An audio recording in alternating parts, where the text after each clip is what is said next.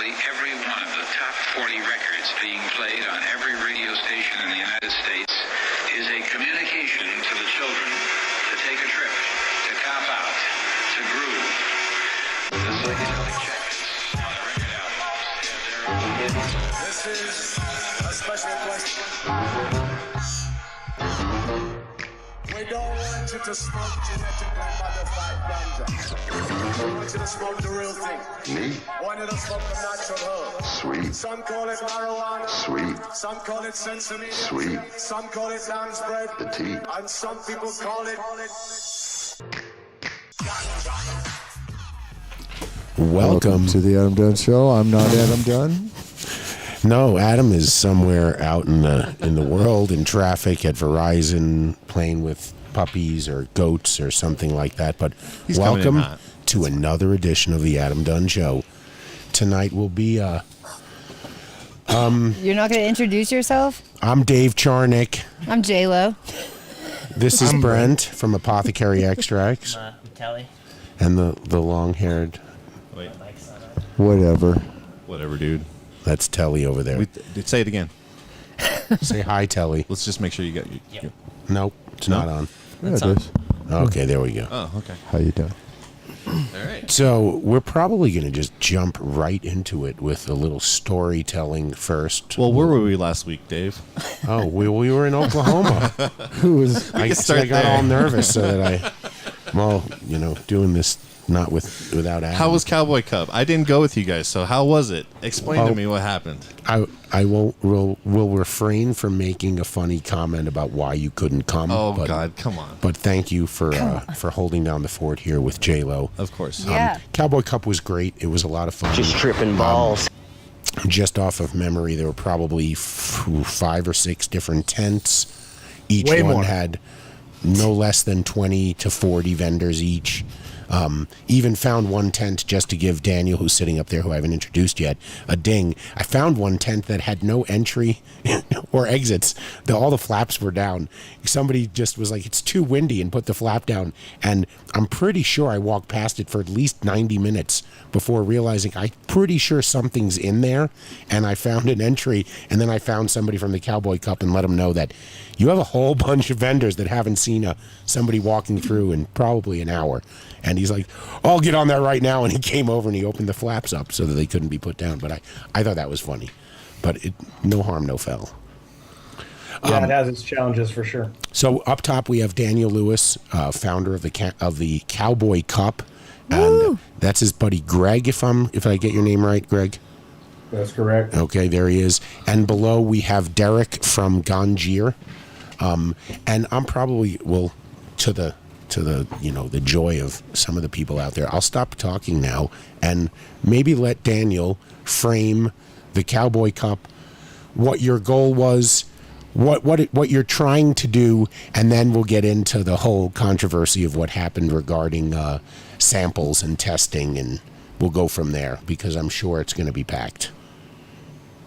Yeah, man, I guess the whole premise is, I always kind of say it's the competition really is everything. The party is always just built around the award ceremony, but without the competition, it's really nothing.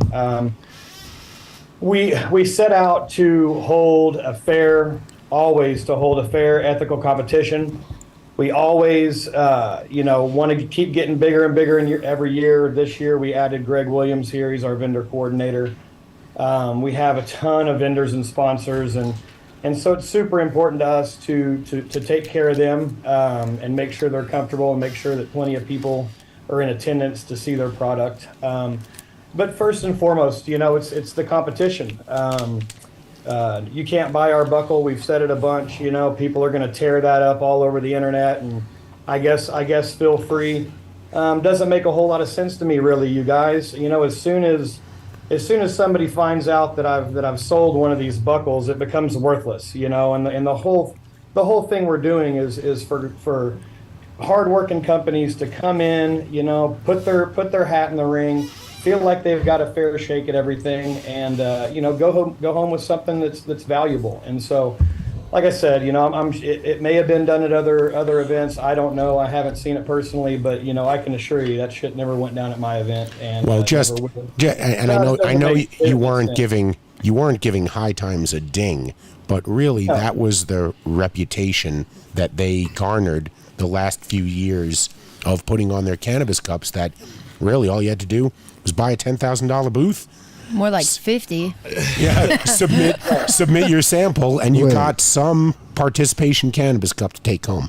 So right. Well, and I'm not going to say they did that. There's some things that I don't like about the way High Times does it either. Mainly because they sell their judge packs. They basically intake everybody's entries, then they put them in dispensaries across the state.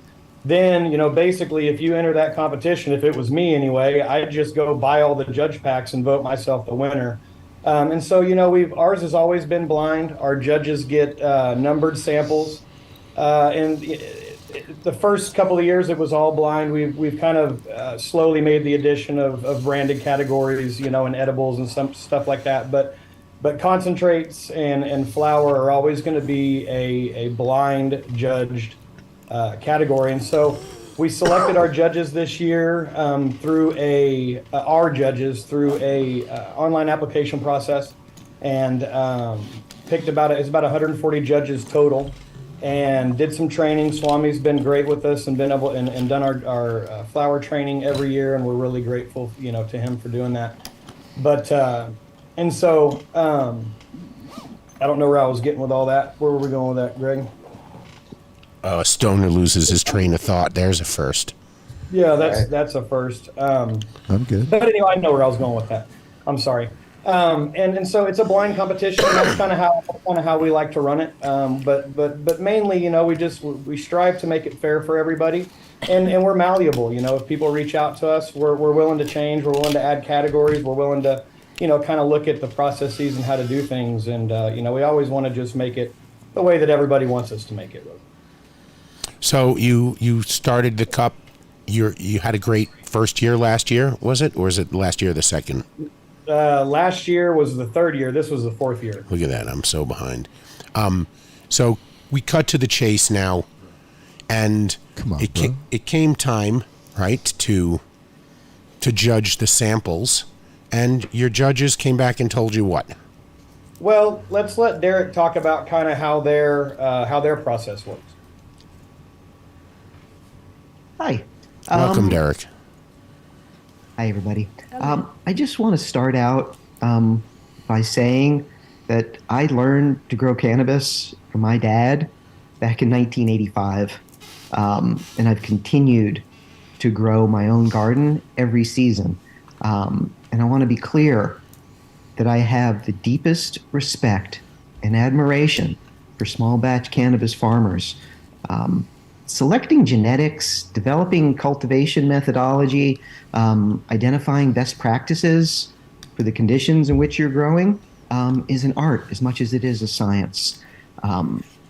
Additionally, for the growers in Oklahoma, I realize you've committed your time, your energy, effort, all for the goal of producing medicine for the patients in your state. And I also realize when you choose to enter a competition, that you're putting your reputation and your livelihood on the line. That it's a big deal when you do this. And I just want to say, from the bottom of my heart, that I'm here today to acknowledge, apologize, and accept my share of the responsibility for not delivering the news that we delivered on Saturday night of our findings, for not delivering that news in a more sensitive, tactful, and respectful manner. It doesn't that we discovered contaminants. We lost you there for a second. Your mic cut out. It doesn't, and then you went silent. Oh, sorry. Thank you. It doesn't change the fact that we unfortunately discovered contaminated flour through our assessment process. And to elaborate on our assessment process, it involves assessing the appearance, the aroma, the flavor, and the experience of the cannabis flower. Those are our 4 categories that we assess, and we have criteria within each of those categories, with the ultimate goal being to identify the qualities and assess the qualities that make cannabis flower and concentrates desirable. And so that's what we do, and that's our process. Fair enough. And so you start testing samples. Well, I think that's incredible that you guys break it down, like you said, to understand what quality really means. That to really bring that value. I hear it all the time where people will say, we grow the best, or this connoisseur batch and all these things, but nobody really details what you're really anticipating with that. I think that's a great breakdown that you had. Yeah, I mean, the goal was to come up with a system for quantifying the quality of flower, again, based on those desirable qualities, the qualities that interact with the human senses. We've seen for far too long THC percentages dictating the sale of cannabis across the market. And as anybody who has any level of experience consuming cannabis, the THC percentage is not the end-all be-all by a long shot on how desirable or how enjoyable the consumption of that flower or concentrate can be. So just like every other gustatory industry on the planet, from wine to coffee to chocolate to cheese, cigars, to beer, there are trained professionals who have devised methodologies for assessing the desirability of those products based on how our senses interact with them. And so our systematic assessment protocol was based and founded in those established methodologies across all those other industries that have been accepted as the ways for measuring desirability and quality for decades now. May I ask really quick if you had any repeated strains come up, or a lot of the same flower submissions of strains? So as Gangiers, as Daniel just explained, we were merely told the category that the sample entry was in, sun-grown, indoor, or light assist, and each of those samples merely had a number assigned to them. We didn't know who the cultivator was. We didn't know what the cultivar was through our assessment process. So let's get to the controversy here. So at some point in time, you start discovering contamination. Well, quite specifically, we received the samples from Daniel Sunday afternoon. I believe that was November 27th. And the very following morning, we began our assessment of the flower. It wasn't long into the process that we began to spot some issues and spot some contaminants. And our first step at that point, once we realized that we were seeing this, was to confirm that it wasn't just a spot here or there, that it was throughout the samples that we saw for each entry. What you have to understand is a dozen Gangiers came in from all over the country on their own dime, aside from Daniel very kindly providing the lodging. But otherwise, they traveled on their own dime and at their own expense, very excited to put their skills to use, to assess some flower. And we were genuinely disappointed when sample after sample consistently evidenced and showed signs, both visually and aromatically, of contaminants. So let me ask you a question. Heartening to us. Are you able to tell can you tell if 2 samples are contaminated with different mold? Or can you tell if they are contaminated with the same mold? Because I'm sure the argument is going to be, they were contaminated after I dropped them off, right? I mean, that's going to be the first thing they're going to say. They're going to say they passed testing at home. I dropped them off. They all tested. Shouldn't that be a sign of that they were handled improperly? Not necessarily. What we have to remember with lab testing is that there is a fraction of a gram that gets submitted by the cultivator in the state of Oklahoma that represents or is supposed to represent a multi-pound lot. The lab only ever tests a fraction of a gram. And so the lab test results can only ever be as accurate and is only ever accurate to that fraction of a gram. The same way I said, we assess these samples. We're not saying Oklahoma has a problem with mold. We're saying that the samples that we assessed, or a significant portion of those, showed signs of contamination. Are you guys tested in Oklahoma the same as Colorado with parts per billionth and for yeast and mold and heavy metals and pesticides and things the same? Yes. Yes, we are. Yeah, I don't know what the numbers are in Colorado, but I know they're 10,000 for mold in Oklahoma right now. So when we're talking about failing for mold, is it the yeast and mold for things like aspergillus and things like that? Or is it something specific like powder mildew or that you guys are seeing more of from these results? So powdery mildew is visually and easily identifiable, say, from botrytis. But to positively identify what type of mold it is requires a lab analysis. I just was referring to the lab analysis. So Gangier, I don't think you don't use mass spectrometer or anything like that. You are simply putting it under a microscope and letting your senses, your nose, I see, and what you could see under a microscope.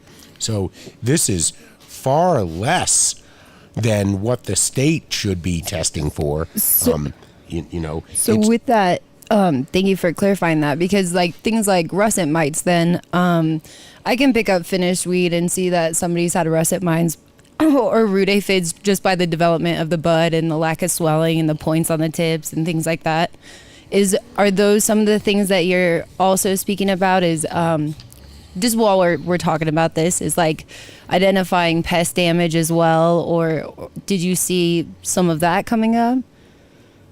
As part of our visual assessment, we begin with looking for contaminants to assure the sample that we're about to proceed with sticking in our nose and sticking in our lungs is clean of any contaminants. Contaminants are effectively anything that's not cannabis.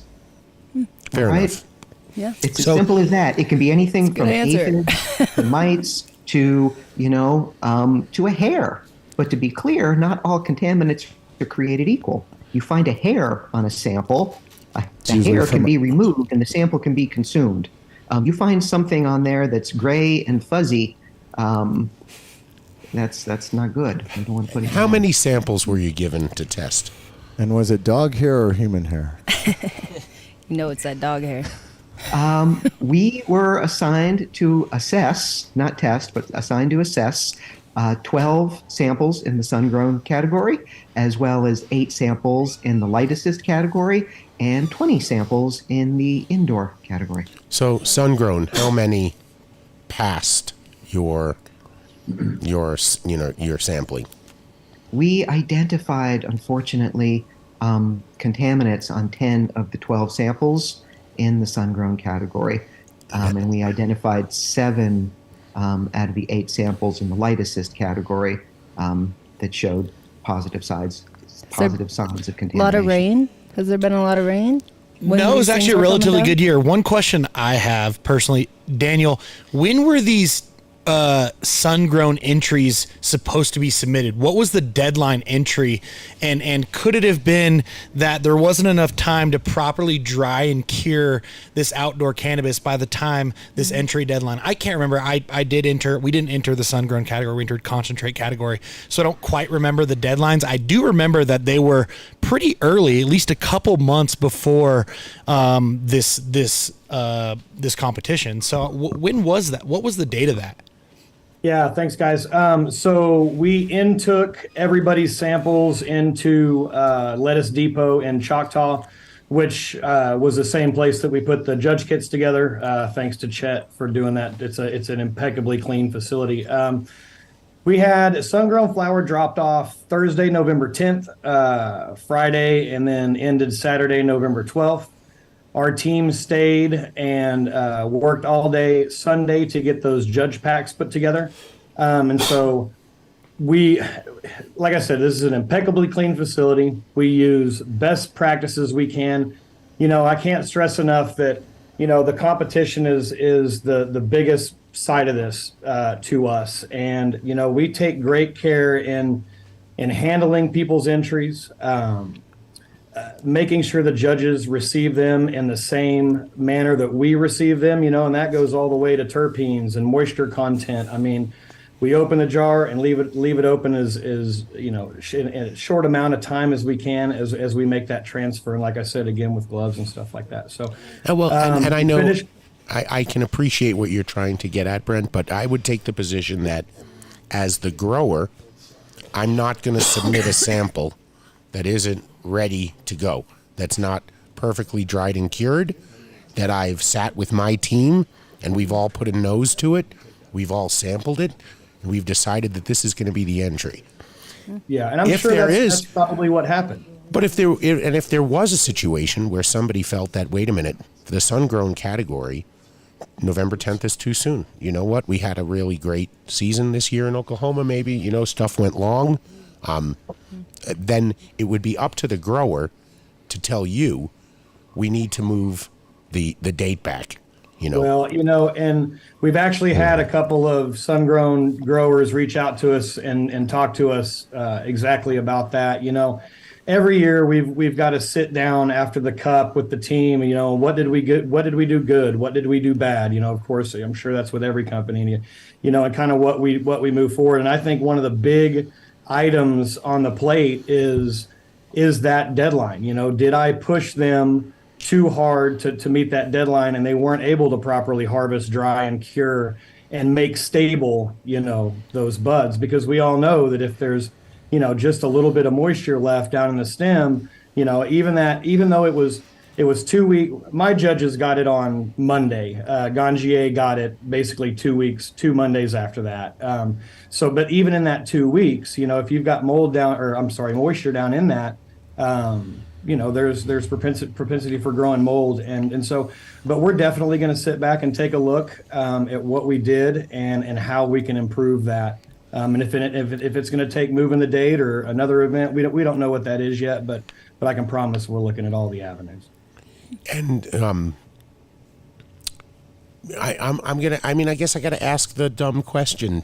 From experts here, if the contamination were local contamination, like at the source, let's say wherever the drop-off point was, wouldn't it be across all? How could some pass and not the, if it was just based on the sun-grown, so many sun-grown entries failing, you'd think that, again, not properly dried and cured. If properly dried and cured, like most of the indoor samples should have been, you're not going to see near as much, mold at the source, if you will, that contamination at the source. But wasn't it also in the categories of indoor as well? I don't think it. I thought maybe it was like one of them. No, okay. Yeah, just greenhouse. Yeah, and that's the other thing. I don't want to discredit all the amazing indoor flower entries that I got to try some of those entries on the indoor flower category, and they were phenomenal. Like, it was some of the best indoor flower I had ever seen. I didn't get to try any of the light assist or any of the sun grown, but I don't want to discredit all the indoor flower entries that were actually absolutely phenomenal. I feel like they're getting the butt end of the stick here, because all anyone's talking about is this one category of sun-grown that had 12 entries. Yeah. And it's not like that doesn't make up for, I don't know how many, over 100, 200 plus entries in this competition. They were all chunky nugs. It was absolutely beautiful. Some of those the indoor entries, it was some of the best flower I had ever tried, and so I was really impressed. And then I was saddened to see that this dark spot was again these 12 sun-grown entries that again we don't really know what happened. It could have been that they were all moldy, or it could have been that there was some sort of contamination at the source. We don't know. But wait, I want to play devil's advocate for a second. If it were contamination at the source, then how would any of the other categories that were intaked at the same place on the end of those samples. I'm fairly certain that the samples were intaked at different times. For example, sun-grown was due at one time, light assist was due at another time, indoor was due at another time. I'm fairly. The question. Sun-grown and light assist were together. Indoor was a separate one, and we actually had a third intake for edibles, tinctures, topicals, carts, and all that stuff. Mainly because we know that indoor flower is such a big category, it's going to take us the most time to put together, and so we don't want to inhibit that with all of the other entries. I mean, gosh, we had almost 350 entries this year. So we split it up so we can get them in, get them out as fast as we can, and get them into the judges' hands. But yeah, the light assist and sun-grown are together, and then we had it indoor. And then the reason I was curious is on the strains is systemically, if some of these strains have issues themselves, that whether it's indoor or outdoor would have kind of surfaced with these things, or could have potentially been more sensitive to growing molds, like if you're storing an SFV versus a haze, or and it's good you mentioned that. The winners have been getting a lot of flack, Fusion Botanicals and Bar H Industries, and you shouldn't be throwing shade at these people and saying that they bought this buckle. What we ought to be doing is asking them, and that's exactly what I did. I called Rhett and I said, hey man, why do you guys think that these pass? And he said, well, we've been growing this strain of Mandelbrot's Kush, and I've got he's an indoor grower, and he's got a small patch outdoor, and it's really kind of just a test patch. But he has been breeding and pheno hunting thousands of seeds just for that exact reason, to try to find a good stable cultivar that can grow outdoors in Oklahoma. Am I the one that has to say I can't believe we should be spending 10 more minutes on this subject and then moving on to the whole Do you have any thoughts Oklahoma Cowboy Cup, because 300 concentrate entries, indoor entries. Sorry guys, whoever your 10 entries are that you failed, it sucks, man. And you know what? Do better next year. I do want to say that Cowboy, we could have handled the awards ceremony differently, and I kind of want to talk about that a little bit, because I think that's why the sun-grown contestants that failed were upset, and so what had happened is we found out that Thursday or that Wednesday that these samples had failed, and even Derek and I talked then, and it was our plan that I reach out and try to break the news to them softly. Unfortunately, due to time and whatever it was, it doesn't matter. I don't have excuses. I didn't give them the news. These guys have been walking around all day happy and telling people that they'd enter the competition. And now, since we only had one winner in the light assist and then the two in sun-grown, once I announced that, it was going to be obvious to everyone who had failed, and so for that I apologize. We're going to look. There's some other ways we could have done that, and we sure didn't want to harm the industry. The last thing that Cowboy Cup ever wanted to do was hurt anything, and it really hurt my feelings and kind of made me kind of look at the whole cannabis championship idea as a whole. Is it is the whole thing even ethical? But I've had so many people reach out that are like, hey, you guys keep doing what you're doing. We appreciate what you're doing.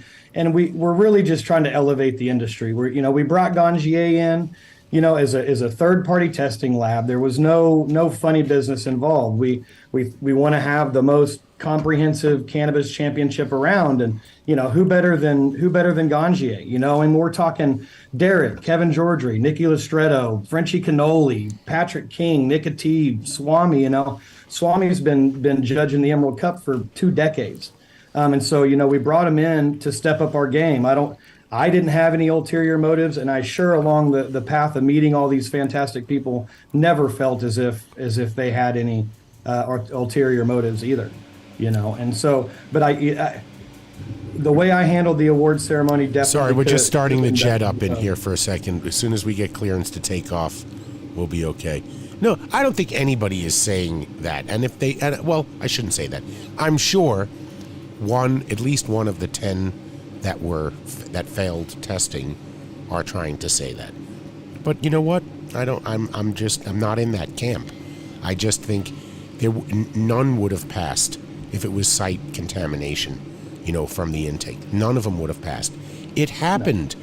You know what? We dealt with moldy weed here in Colorado for going on 12 years right now. These guys harvesting and stacking their 5-gallon buckets so they don't burn. To be fair, they all did fail besides 3. Yeah. Right? Wow. So to go and say, all of them needed to fail for this to be of true. I don't think that's not the case. I'm not saying that.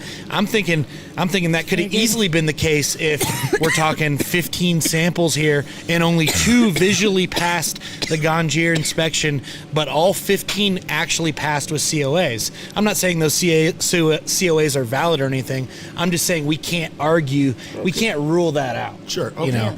Absolutely. Did you guys do you guys have any documentation and SOPs from that intake, just to, or have you thought about doing that in the future to just be ultra transparent with timing? This is the the sequence in which we handled these samples and all that, and have it signed off by 2 people essentially, came in like this. This is the standard operating procedure that we have on intake. This is our cross-contamination standard operating procedure, stuff like that. That's that's a great idea. I recommend. Even separating out samples, when you get them, you separate them. You take half here, half there of the same sample, so that you can always have a control. No grower is going to do that. So I got another question too. Did any of the non-Gangier judges who were judging outdoor, did they have the same visual? Did they agree with the Gangier in terms of visually seeing mold and contaminants, or was it only on the Gangier samples? I've personally talked to one so far, and he said he did see mold on one of the samples. I did look a little bit today, and I haven't noticed any notes from ours.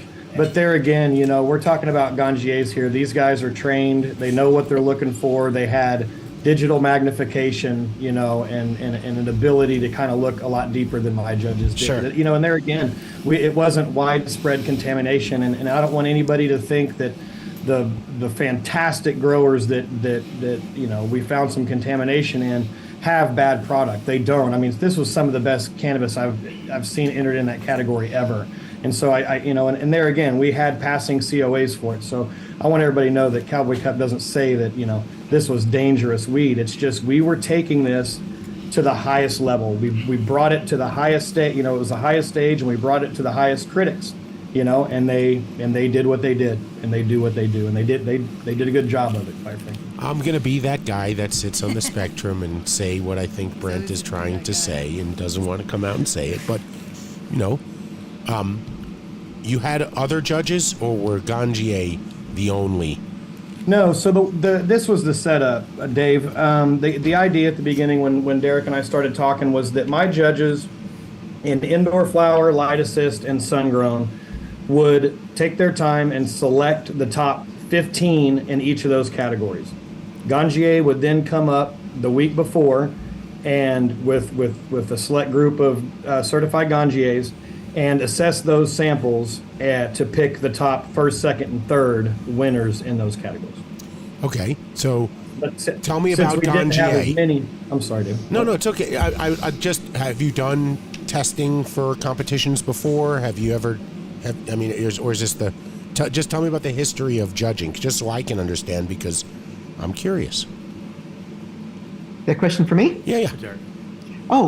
This was our first opportunity to apply our skills as assessors at a competition as a group. I know individual Gangiers have been applying their skills for the last couple of years, but this was the first time as a group we were asked to come in and collaborate with the Cowboy Cup to assign the order of those top 15.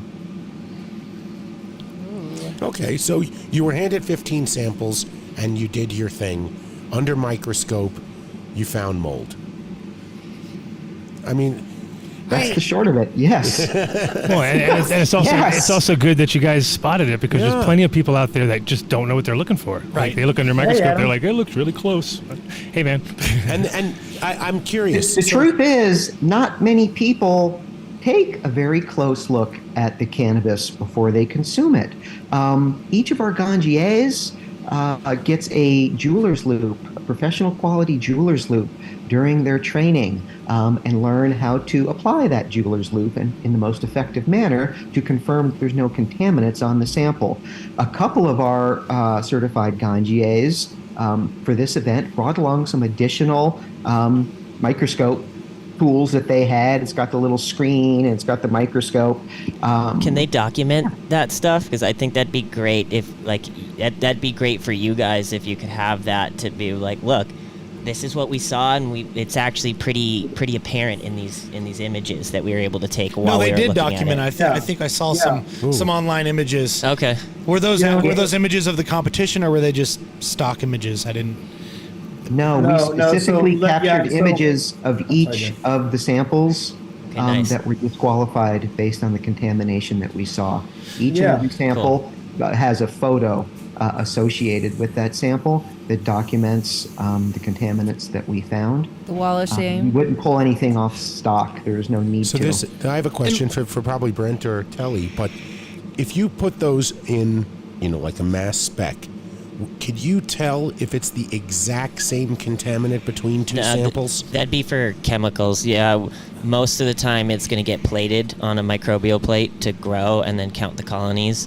What you're thinking of is like a GC or liquid chromatograph, where that's more going to look at chemical composition, not so much what the biology is there. I'm just thinking of like that. I saw a show on the Manhattan Project where they were able to tell like what reactor a bit of plutonium came out of. They could trace it all the way back. I got one question for the Gangier. Visually, was the contaminant the same in all of these sun-grown and light assist samples, or were the contaminants different? Was it different? Did you find, bud rot in some or powdery mildew in others? And can you explain a little more? Absolutely. I can tell you what we saw appeared to be botrytis in some of the samples, whereas some of the other samples appeared to have some sort of feces left over from a pest, and that feces itself began to grow mold. Caterpillars, motherfuckers. Those little motherfuckers. All that gross stuff. Nothing worse than watching microscopic shots of pests pissing. Dave, to answer your question, there's a little bit of specificity in the microbial tests, but there's not as much as there should be in the space. I'm just trying to figure out if there's a way that we could test them and find out of the PCR. 10 that failed, right? That there's 9 different contaminants and that they all failed. They were all some type of mold, but they weren't the same mold. You could absolutely do that. Yeah, we could absolutely test the. Then that's what we should do. And also, the testing companies should be holding that sample just in case for a situation like this or a recall. All those testing companies should absolutely still be holding a sample of this outdoor sun-grown cannabis. So we should be able to test that backup sample and see, okay, is this the same contamination that they're visually seeing, or is this the same contamination that...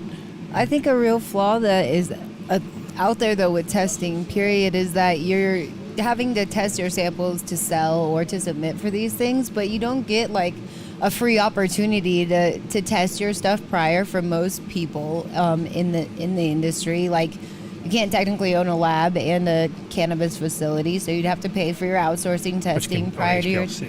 But these companies were all licensed companies in the state of Oklahoma that were, all these samples were transferred through Metric and tested. Yeah, so they should have some I'm saying that validation. You wish that prior, like way before their testing to a finished batch of product, you wish that you could go into a lab, test your clones prior to running that. Like, you know what I'm saying? Right. Like, start really young, submit your testing. Like, I wish there was more. There's a couple tools out there, but they're not very well known. And financially, it's already like $600 a pound here, roughly, with your testing. And it's like, when you're selling stuff at $200 a pound, I mean, in the current market or whatever, can't keep up with it financially. Tough for it to make sense, absolutely. Also, whenever then you have a contamination from like bad packaging, it's pretty different than if it's growing. You know what I mean? When you get like a pattern, you can almost see the pattern with the very small, like the spores will just be evenly spread across? Because normally it's inside the plant, you know. So do you know if was it from deep inside the buds that you were finding these contaminants, or were they more on the surface? In the sun-grown, the majority were deep inside the buds. In the light assist category, the majority, not all, were more surface contaminants. In the light assist, it appeared to us to be more of a post-processing situation. Telling somebody that their bud is moldy is like telling them their wife is ugly. Well, They don't want to hear it. I feel like they have to have big buds out there, though, and I bet outdoor like that, I bet they are massive, and I bet that it is difficult to keep, from bud rot. I don't know if you've got these big donkeys out there, like, sorry,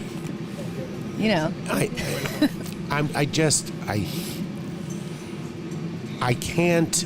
And if you had bud that was full of bud rot or visibly had, oh, dude, I would just blast that shit. Blast it. Well, you definitely wouldn't enter it into a competition. No, you wouldn't. You know what I mean? You wouldn't. That wouldn't be your first thing you would do. No. But I wonder if they just it's didn't know. Not like I haven't seen it a million times. You're like, are you kidding me right now? They entered moldy weed. Well, I'd love to see something move forward in this, where we're helping this what we've discovered here to help change the testing protocols in Oklahoma. I think maybe a little bit of just finding places where they can open up transparency in their process with their procedures and stuff like that, and just really be able to lay it all out there and be like, look, this is exactly what we did. We had people sign off. This is our procedure. Well, yeah, you got to treat it like money at the casino, basically. Yeah. Like, oh, really? Well, Kelly had 10 good ideas in the first 45 minutes of us talking. I'd love to see a competition where instead of we enter these entries into a competition, we go pull entries straight off the shelves. So there's no chance for I like front loading. Yeah, for front loading. Or I know plenty of concentrate companies that are like, for the rosin entry, they're gonna pull the 90U and then just and just enter the very best. And it's not what the patients are getting. Yeah. It'd be nice to have a competition where you pull it straight off the shelf. Also, you find mold. It's like when they test and they come in and they take the piece of the test. I'm raising your arm up. She's like, no. It's not an idea that I created. It's an idea that Well, it would be definitely. I love that idea. It's also like it's picking it at any time of the year too, because that's also a problem. Is like people all just focus on this one date, and then the rest of the year they just kind of slack off because they know they're not under the loop. Right. It'd be nice to just pull the straight random concentrate off the shelf. You didn't even know you entered. The Rando Cup. You entered. And you won because I just won the Rando Cup. Yeah. Nice. Yeah. I like that. Sponsored by that. We should not glaze over this. We should do this. I think it's difficult too if you're a grower, like even a head grower at a facility that has more than one facility, and say the owner is closer with one person than the other, like they'll sometimes sounds like a real story. It is like that. It is like that. I'm not going to drop any names, but they'll manipulate even within their own companies, and I hate to say that, but I've seen it at a couple different spots where. They'll try to block the other grower out or something of these competitions, and I don't know. Do you guys ever see that? You're saying growers suck, basically. Well, you have a head grower at one facility and then another one at another facility representing the same company. I won't say company names, but I'm saying when it comes down to submit for these competitions, they can be really difficult even within the company, because I think there's people competing there. To compete. Well, competition brings out the worst in people. Let me tell you. That's one thing. Do you guys ever see that? You definitely notice that as you people who are all friends and family are no longer after that. What's going on over there? I don't know. I still can't get off this. What I think is a fantastic idea of Brent's. I also want to say to Dan that you guys put on an absolutely amazing event year after year. It is the best well-ran event in Oklahoma, best organized, most well-attended event in Oklahoma, and that's coming from someone who puts on another large event in Oklahoma, and also who attends most of the large events in Oklahoma. And there is no event like the COWBOY Cup that's put on in Oklahoma. You guys do a phenomenal job, and so again, I don't want this little blip of whatever 20 sun-grown entries to really put a bad shine a bad light on what you guys created here, because it's an absolutely phenomenal event, and you guys do a great job. And it also just creates a whole new, like, okay, now we know what we got to do. We have to be really on point with the entries, and it creates a couple new jobs for a few. Dan, you're gonna have to hire a few more people. But in general, it's kind of like now we have a real something to focus on, which is handling of the entries, and then people are going to really be watching that and deeply. Full transparency, like Telly's saying, is the most a great important. opportunity for a really good lab to be on site possibly and be that guy to answer the questions, because that's also like when you do everything in a black box, it's kind of weird, right? Like you're like, here's my entries, and then it's going to spit out your the answers. Whereas if you have a human being that you can actually talk to and be like, hey, what's going on with this, or any kind of concerns can be dealt with a pro, And there's a question that we should ask Daniel, okay? So regarding how you kept the samples after they were intaked, they were all kept where? At Lettuce Depot. For my judges, at the end of those 2 weeks, there were two judge packs that were left, and I don't remember what day it was. I went down to Lettuce Depot and retrieved those. Obviously, kind of through that, we're getting all our samples back so we can start making our display cases and stuff like that. So I don't know when that was, but I can tell you, this is the one thing I can tell you for sure. The judge packs that finally got graded by Gangiers, because they had indicated they were finding some problems. So when they did that, I went and grabbed one of these judge packs. So we put, Greg, where's one of those jars at? So we put the entries into these jars. And so we got new jars this year, which were nice. They're Very sealable. nice. We've got a nice top. So we thought we were really stepping up our game with the Is jars. that gold It's all on the brand new. front? Yeah, there's gold. But once we have these and have them numbered, we put them in cardboard boxes, seal the cardboard boxes with tape, and then there's actually a certificate sticker that goes on there that looks nice for the judges. So I went, and at that point they were at my office. I retrieved those samples, brought them back to where Gangiers was doing their assessments. We slit those boxes open, and those are the samples that they finally took all of the pictures. So they really had to go back and find them all again. So all transparency SOP, those jars did stay sealed for 2 weeks, and so we're going to be looking at that SOP too. Usually, like I said, our judges, we got them turned around in a day, and our judges got them the day after, and so they started sampling there immediately. So we need to look at maybe the time that it was inside that jar, from the time we packaged it there 2 weeks before to when Gangiers got it there 2 weeks later. But I think that kind of all goes back to having enough time to get it properly dried and cured and stored. You would expect cannabis to be able to sit on the shelf or in a jar or in a bag for 2 weeks. And so I think if the problem arose in that time frame,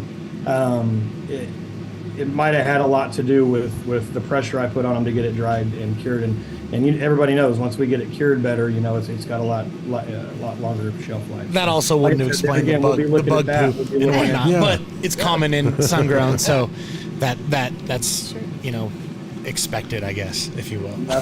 But I love all the comments and really writing a clear SOP.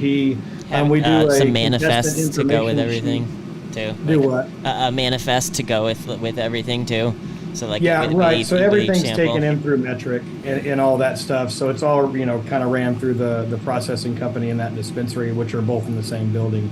But yeah, I love the being really clear on SOPs and and with all this coming to light, we're definitely gonna make sure we do that. And you got to follow them. That's the main thing, right? Yeah. The SOPs have to be followed. Also, and like I said, we do have SOPs. We use gloves. We have separate trays that we do them all on. So we'll have a bunch of jars open on a tray. It will be loaded up. Kelly Searcy does a fantastic job of keeping everything clean. She'll clean off the tray, load it with new jars, comes back to him. But there again, is that perfect? I don't know, but we'll take a damn good long look at it. Also, I believe in Oklahoma, like the allowable moisture content on a test is like 15%. Correct me if I'm wrong. which again, anyone who could have a past COA that has moisture content that high, you go throw that in a jar, and you're definitely going to find some mold in there, especially keep that thing sealed for 2 weeks. Yes. Well, Daniel, I don't know if you knew this about the Adam Dunn Show, but we just opened up an entire division to assist with the intake of cannabis for competitions. Oh, right. Yeah, I forgot about that. We are here for you. We have a senior vice president of quality control, telescopic. Yeah. And we are, for hire. So you can just take this off your plate for next year. I got an agent. Yeah, we'll make sure everything's done on camera and to a DJ when we're intaking everything. Mark will be spinning records. And do you stay spinning records still, or what do you kids say? Yeah, he's ignoring me now. I like that. You're so hired. We'll take care of that for you next year, and then we'll do it all on camera. We'll actually. Brent wants to enter again, so we're not going to be able to talk to him for the whole 3 months. Hey, they haven't said anything, but Brent got first in liquid BHO and solid BHO. Are you wearing the belt buckle, Brent? No, I'm not wearing the belt buckle. How can you not wear the belt buckle? It's You should back in have both of Oklahoma. them. You should have them both on. And I have trouble sometimes, just so you know, Daniel, awesome. I can't forget certain things, so I just got to call you out right now. I do remember the conversation leaving last year when you said that there will be honorary Adam Dunn Show belt buckles. I didn't see those this year. Oh, that was this year. What Dave. happened? I was looking at it. No, I even told Adam about it right after. I'm like, look what he said for next year. This is cool. I said, he'll remember. I'm not even going to bring it up. I know he's going to do that. And then, wah, wah, wah. No, but Brent deserves it. We smoke his BHO almost exclusively on the show. Makes bagels. Great products. I don't They've know won if a lot. You know this. They took a buckle last year, and they've been great. Brent's spot is one of my favorite spots in Colorado for like the last 4 years or something. I used to be the head grower at Harmony and go to Apothecary. When I joined Adam, I asked Mark who we should have sponsoring the show, and right out of his mouth was Apothecary Extracts. So I just wrote a blind letter to their Instagram account, and some guy named Brent responded, and it's been a match made in cannabis heaven. Thank you, genius person. What am I smoking now, Brent? What is this one called? This is the blackberry honey. It's our blackberry banana kush crossed with the honey banana. Oh, damn. You might want to get ready to turn my mic off, Vinny. It's proper. Can I try yours? Thank you. Because it's about teamwork. Adam, you want to try The Adam something? Dunn Show. Adam came in. Oh, see, my mic is off. You can go first. Somebody talk. All right. Welcome to your own show, Adam. How you doing, man? I'm trying to get Brandon on. Everybody's all crying about Brandon. Brandon. We need Brandon. We need brains. We need some Brandon brains. People want you. Because I like it. I think what you guys really are doing out there, and how particular you're being about this, and just even how you carried yourself through this whole conversation on how much you genuinely care about, supporting the true cultivators out there, and like really bringing everybody together. Yeah, I appreciate that, and when all this happens, right? You get angry, you go through all kind of this whole wave of emotions. Not to mention that my whole team was exhausted and all of them got sick. And I think some of the people were upset that we weren't coming out and making a statement, and they've got time to make up lies, but I just needed time to wake up. I needed time to really step back and assess the situation and find out what happened and how we can make it better. Derek and I have had several meetings over a couple days, but I know he took a couple of days off too. We were all super tired, but there again, we're always going to try to be better. And I, at the bottom of it, I thought, to hell with it. I just won't have a cup. It's not worth it. I don't need this attack on my family, on my team. I hate being called a liar, and so, but really when I stopped and looked at it and had a lot of people call in well wishes and talk to Greg a lot, we think we're the right people to do it. We really do. We think we did it right.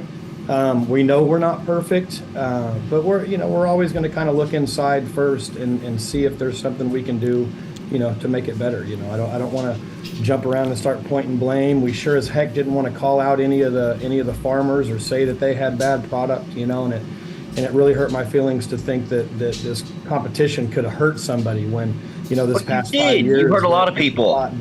That I thought that, it was helping. And so, we need to look at that. And if I'm ever hurting the community, by God, I got to go do something else, so. Might be some problems later, but we'll cross that bridge when we come to it. Is that Brandon on the line? Yeah. Yo, what's going on? You don't have your video on. We didn't know you were like ninja. I don't have my video on. Ninja. I'm in my bedroom right now. I was just watching the videos and stuff. Just relax, bro. So, just so everybody knows, the program and everybody, it's all been deflection. Oh, it's the labs. It's all the labs. Hang on one sec. Let's introduce you who you are. So Brandon Rust Sure. from My name's Brandon Rust. Bokashi Earthworks. Yeah, I've been cultivating, a really long time, over 20 years. I work out here in Oklahoma. I, work day in and day out with farmers out here. But so if you don't know who I am, it doesn't really matter. That's not why I'm here. Look, the fact of the matter is that when you have multiple farms and multiple labs pass COAs and then not have clear information on what's going on, there's and then you have a company also. Okay, let me back up. Sorry, I'm getting really flustered here because the whole thing is really upsetting, and because not just upsetting from what happened, but because I have to field all these calls and all these people are asking me for advice and what they should do and this and that. So here are the facts. All of the samples submitted passed COAs. Now, different farms, different labs. So to be able to just say, hey, it's every single lab in Oklahoma and every farm, it's their fault, and the Gangiers are the experts over lab professionals, and we have really strict protocols here, okay? We have to pass visual inspections. They have to do their CFU counts, mycotoxins, everything. They have to pass visual inspections as well in our labs here. So for a company to come in after the fact and say, hey, no, it's all your guys' labs, they suck, you guys as farmers don't, and then go publicly on stage, they have Wendy go up there, and the first thing that she said was so condescending. She went up there and said, I've been growing cannabis longer than most of you guys have been alive. That is exactly, and then chuckled about it. Like she was setting up the tone for the rest of the conversation, and it was super condescending. Right? Let's say that the labs are all incorrect, which is statistically improbable, and all these farmers would submit moldy product, right? That doesn't mitigate the fact that the Gangiers decided, or that Daniel didn't, as a group who claims to be professionals, who work in competitions and things like that, they shouldn't have the foresight to handle this the right way, if it was really what they say it is, which I doubt it is, because it's just, again, it's a statistical probability. Now, it wasn't handled that way, and they've done irreparable damage to a lot of these people's farms. You don't see what's happening on the back end, okay? I see what's happening on the back end. I see people having to take back product. I see people internal conflict with their own management and teams. You have apologies for interrupting, but are you really saying that because one sample at one point in time was submitted when they found interior mold and they still have the samples, that damages the reputation of an entire commercial grow that could be producing tens of thousands of pounds? Have you ever seen a grow accidentally post a picture of powdery mildew? Right. It happens. It does. And it can. It absolutely can. It 100% can. I'm not saying it can't happen. Of course it can happen. I'm a consultant. I go into places to fix them constantly.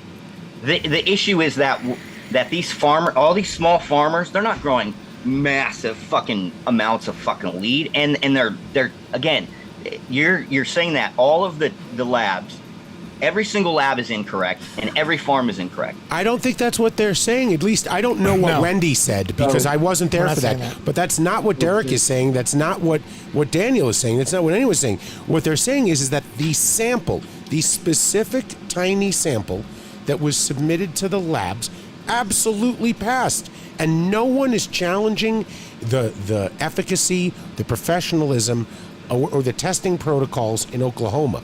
All they're saying is that passed.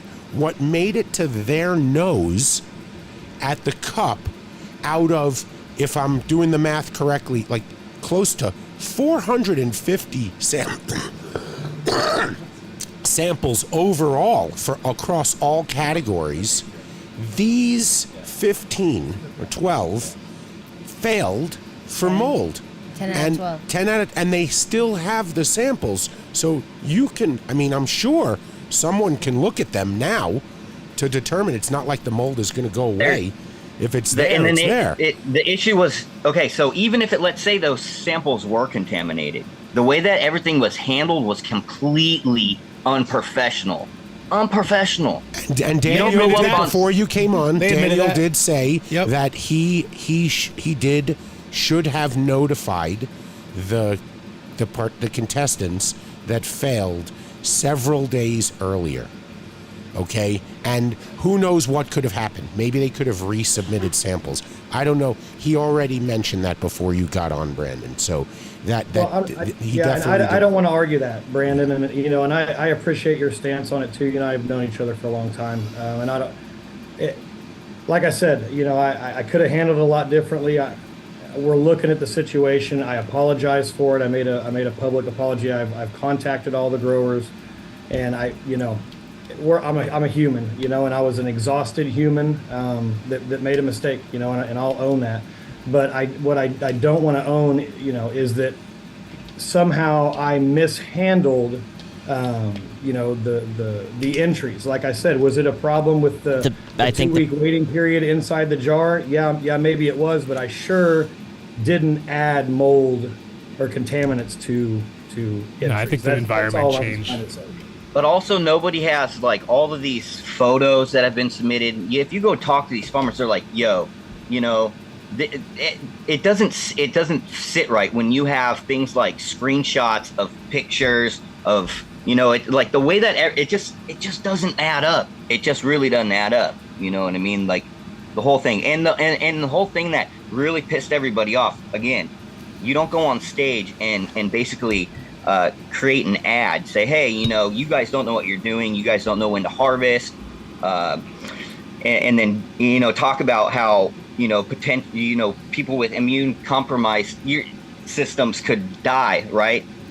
Because they're putting all of these things together and creating a picture right there on stage, saying that Oklahoma, doesn't produce safe medicine and that the farmers don't know what they're doing, and then say, hey, you guys can come talk to us about it. We'll help you out. No problem. We've done this before. It's like the way that it was approached was really condescending. And like I said, you can ask any of the people that were there, not just me. You can ask any of those and then not only that, but it's like the whole thing with the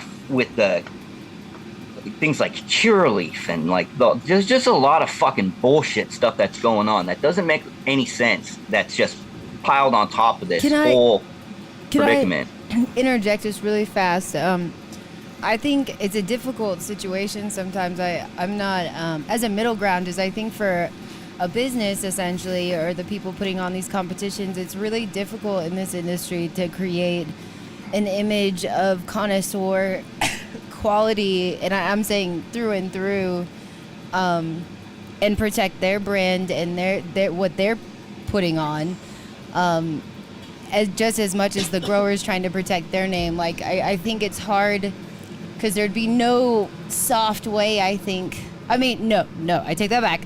I think there is delicate ways that we can put this, but I think that everything that was mentioned is kind of like a business standpoint of some obstacles where you're trying to protect yourself as well. But you can't go on stage and publicly slander people and say things that are going to hurt their businesses. That's not right, and it's unprofessional. And again, it's like well, the problem is, and how problem much is it was broad credibility strokes too. It was like it made everybody. It sort of. I mean, I heard it live too myself, and I was like, "Ow!" Like cringe. Dude, she Ed Rosenthal'd everybody, bro. Just like Ed Rosenthal did fucking last year when he fucking went up in Emerald Cup and told everybody that they didn't know how to grow and they were doing it wrong. She did the same fucking thing. Honestly, I don't. Who is Wendy? Who is Wendy? This conversation. I started this conversation with an apology. I let everybody know that I acknowledged and apologized and accepted my share of the responsibility for not delivering the news of our findings in a more sensitive, tactful, and respectful manner. It's unfortunate that people weren't notified prior to the awards ceremony, and Daniel's already addressed that. I'm sorry you weren't here to hear that. Daniel's addressed that fact. But when it came to ultimately announce this during the awards ceremony, the decision was made that since this news was coming at the time that it was, and we were identifying a problem, that perhaps it would be nice to offer a solution as well.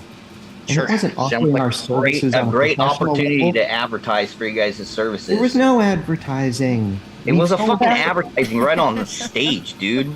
There was no advertising. There was an offer of help and assistance.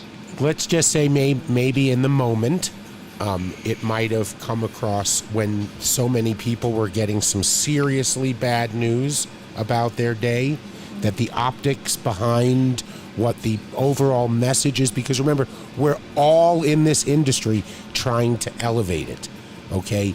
Maybe it's sounding, I wasn't there, I didn't hear it, but I looked at Adam's face when you were talking about what Wendy said. So maybe just as a general suggestion, she not be the person to deliver messages like that to the public, and that especially when dealing dude, in a you don't want somebody situation. that's like, oh, NorCal is better. blame her. on Yeah, their fucking it's not your fault. She'd make a great Just guest relax, for the bro. show, it sounds like. That's- But she doesn't sound like... And again, we're just learning, right? This is the fourth year they've done this. The first time they've had independent judges come in. Everyone is figuring out. So I'm just... It really hurt me when I heard you say, Brandon, that people's businesses could be irreparably harmed over something like this, because we're all in this really together. And I'm hoping... I've seen a lot of bad shit blow over in this industry. It sounds like I'm hoping this we can all get over, have a much better event next year. Just not that anything was wrong with this one, but a better event in that people will enjoy it and feel that something like this maybe won't Well, happen I'm not again. going to go to another cup. I'm boycotting Gangier and Cowboy Cup because I think that's a little extreme. well, I mean, how can you? I mean, Just dude, relax, the Gangier bro. program. Everybody knows that shit's a joke now, too. I mean, they just partnered up with the biggest MSO in the country, somebody who actively lobbies against home grow and shit. Like, and I'm sure they'll come up with some fucking lame ass excuse on that too. But like I I'd said, like to dude, I'm address just that tired of all the accusation. snakes. I'm tired of all the bullshit and stuff. Like Well, that let- shit's here, fucking. Brandon, let him. just Let lame. him But address. I'm out of here though.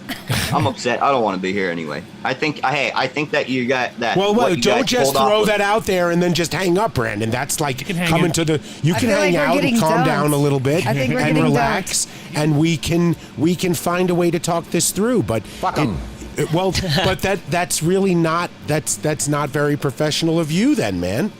Well, I mean, You know? I've already gone over it, and it's like this shit is like just I've had to deal with this. I'm talking to a lot of different people.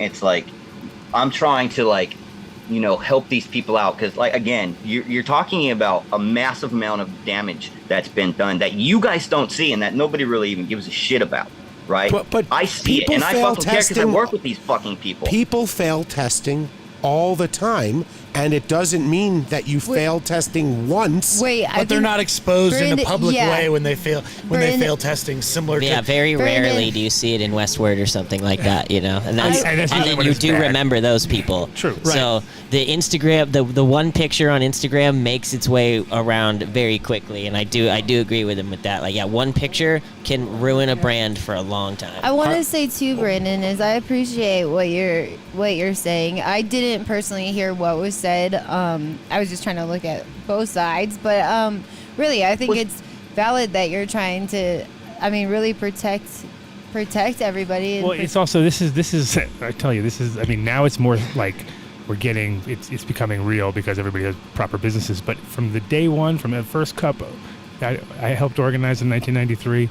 We had drama. Like, it was drama right out of the gate. You know what I mean? It was like, oh shit, what do you mean they bought so many? Oh, they left any opportunity. Like, and so this situation is actually completely based on like just agricultural things. It's nothing to do with scams. It's nothing to do with backdoor shit or weird shit. It's just straight up, we have an issue. We have mold, and none of us want to have mold in any of our, if you're making extracts, you don't want mold. If you're smoking flower, you don't want mold. You're making edibles, you don't want mold. So we're all doing this. But that's the problem, though, is you guys keep pushing the point, it was the farmers, there was mold, No, it's mold. not. That's the thing, is that we don't have any actual evidence. There's zero fucking evidence. Nobody's saying that. That's why issue. I'm asking for the transparency, and they need to have it documented. Unfortunately, my gut feeling is probably what Daniel doesn't want to hear, which is that it was that 2-week window where the shit sat in a jar, and there's like it's very hard because, I mean, if you have like a couple percentage points of moisture will ruin you. You know what I mean? Like, all of a sudden you're like, oh shit. And it can go both. Like, we're in Colorado, we're lucky, it's dry. We can just sort of like, oh well, we got no terps, everything kind of dried up. That's our biggest problem. We make a lot of hash out here. They put everything in grove bags. But mold is a bigger issue because you lose everything. Right? You open it up, it's like, forget about it. I'm not running it. But let's face it, like the elephant in the room here is that go test any random 50 samples on the shelves of Oklahoma or Colorado, and 70% plus California, 70% plus are going to test hot for mold after they've already cleared a proper COA from the lab. And as much as Brandon, I get what Brandon's saying, and I really appreciate what Brandon's saying, but let's face it, you can doctor a sample, and commercial grows doctor samples all the time. I'm not saying that these people doctored samples. I'm not saying that. I'm saying that it's very common to doctor a sample and submit a sample, even if visually these lab people are looking at the sample, they're not going to know what you dipped it in to ensure that it doesn't test hot for microbial. Let's face it. That's bake the shit out of it. These are all common. And I'm not saying that there's not lab issues, but it's not like strictly Oklahoma. You know what I mean? There's no ISO standard. There's no ISO standards across the board for any of this. But I also know that it's not like someone like myself who's a cannabis, grower, and someone who can, visually identify contaminants. It wouldn't be my job. It would be a lab technician to be able to develop those SOPs and those ISO standards. It's not, you know what I mean? It takes a group of people who understand the science and the technology and the proper procedures that go in place for those things to become ISO standards, And it sounds like what they did is they shared from both sides, right? They got these Gangiers involved. They also had proper COAs. And I think that's a decent way to go about things. Well, you guys, I want to mention. So in 2020, originally when we started this year one, we were able to get with the entry fee. We gave their full panel test to them as part of that entry fee, and it almost made it free to enter the cup because that panel test I think was $375 and our entry fee was $325. But anyway, second year, we were told that they had to be pre-tested, right? There's no way they could transfer that cannabis without having it pre-tested. Well, we had already had Express Toxicology signed up to be a sponsor, and so they basically came in and retested everything. They failed 100% of my outdoor and about 27% of my indoor. Of course, at that point, I was able to, to tell the farmers, that they had failed before the award ceremony and took the right path. But that just kind of shows. Now you can inject, well, they're out of business now, they screwed them all up, they didn't have great SOPs either. I don't know, I wasn't at the lab, I've been there, it looked really clean to me, but there again, I'm not a scientist. But that's and all of those people had clean tests and then turned around, and then that created a giant shitstorm too in 2020. So of course 2021 we dropped that second test. But anyway, I did want to mention that. I'm kind of thinking, like, if we're separating this out into layers here, the there's a lot of things to unpack and discuss, but I agree with everyone in part. Okay, but here's where, like what you said, the bad news is 2 weeks in the jar. There's a good possibility. There's a good possibility. That's where it happened. I feel like that's where the shit goes. The majority of the mold, but he also is mentioning that he's visually seeing bugs and poop, which is common in outdoor. Let's not all be blind to the fact that you can go bust open a nug of a lot of outdoor weed and you're gonna find bug poop. Yeah. I think it's normal. We've seen this for forever. What's making Brandon so passionate about his position is that, and again, I'm hearing this right now, did not know any of this beforehand, that someone got up on stage, basically called out the outdoor growers as being inferior and not knowing what they're doing, and in the same in the same breath offered up a monetary solution. This is not entirely accurate, Dave. That's an inaccurate representation. Okay. I'll get. So I wasn't there. Wendy I wasn't there. got onto stage. She identified her level of experience in trying to show that she's a cultivator herself. She got on stage and mentioned on how she had to throw out a significant portion of her own crop from this year because it got contaminated with mold. But I guess what I'm trying to say is maybe we don't even bring that up. She did not offer a monetary solution. She didn't offer a monetary solution. She offered guidance and advice to anybody who was looking for it, and she didn't say that we were charging for that or that she was charging for that. Well, I'm trying to be neutral here, but does the Gangier program charge for education training in that subject? Because listen, what I'm trying to say is it probably would have gone over great if 5 seconds before anyone took the stage to discuss the outdoor category where everyone failed, everyone powwowed off camera and said, guys, we had a problem. Testing failed. We should probably not judge this category right now. Yep. We should offer resubmissions. Let everyone send in another sample, because you know what? You can drop the high and the low, but when you're literally failing 95% of the entries, you probably just have to go, you know what? We're going to pass over this. We have so many other amazing categories, and let's allow them to resubmit without saying a word on stage.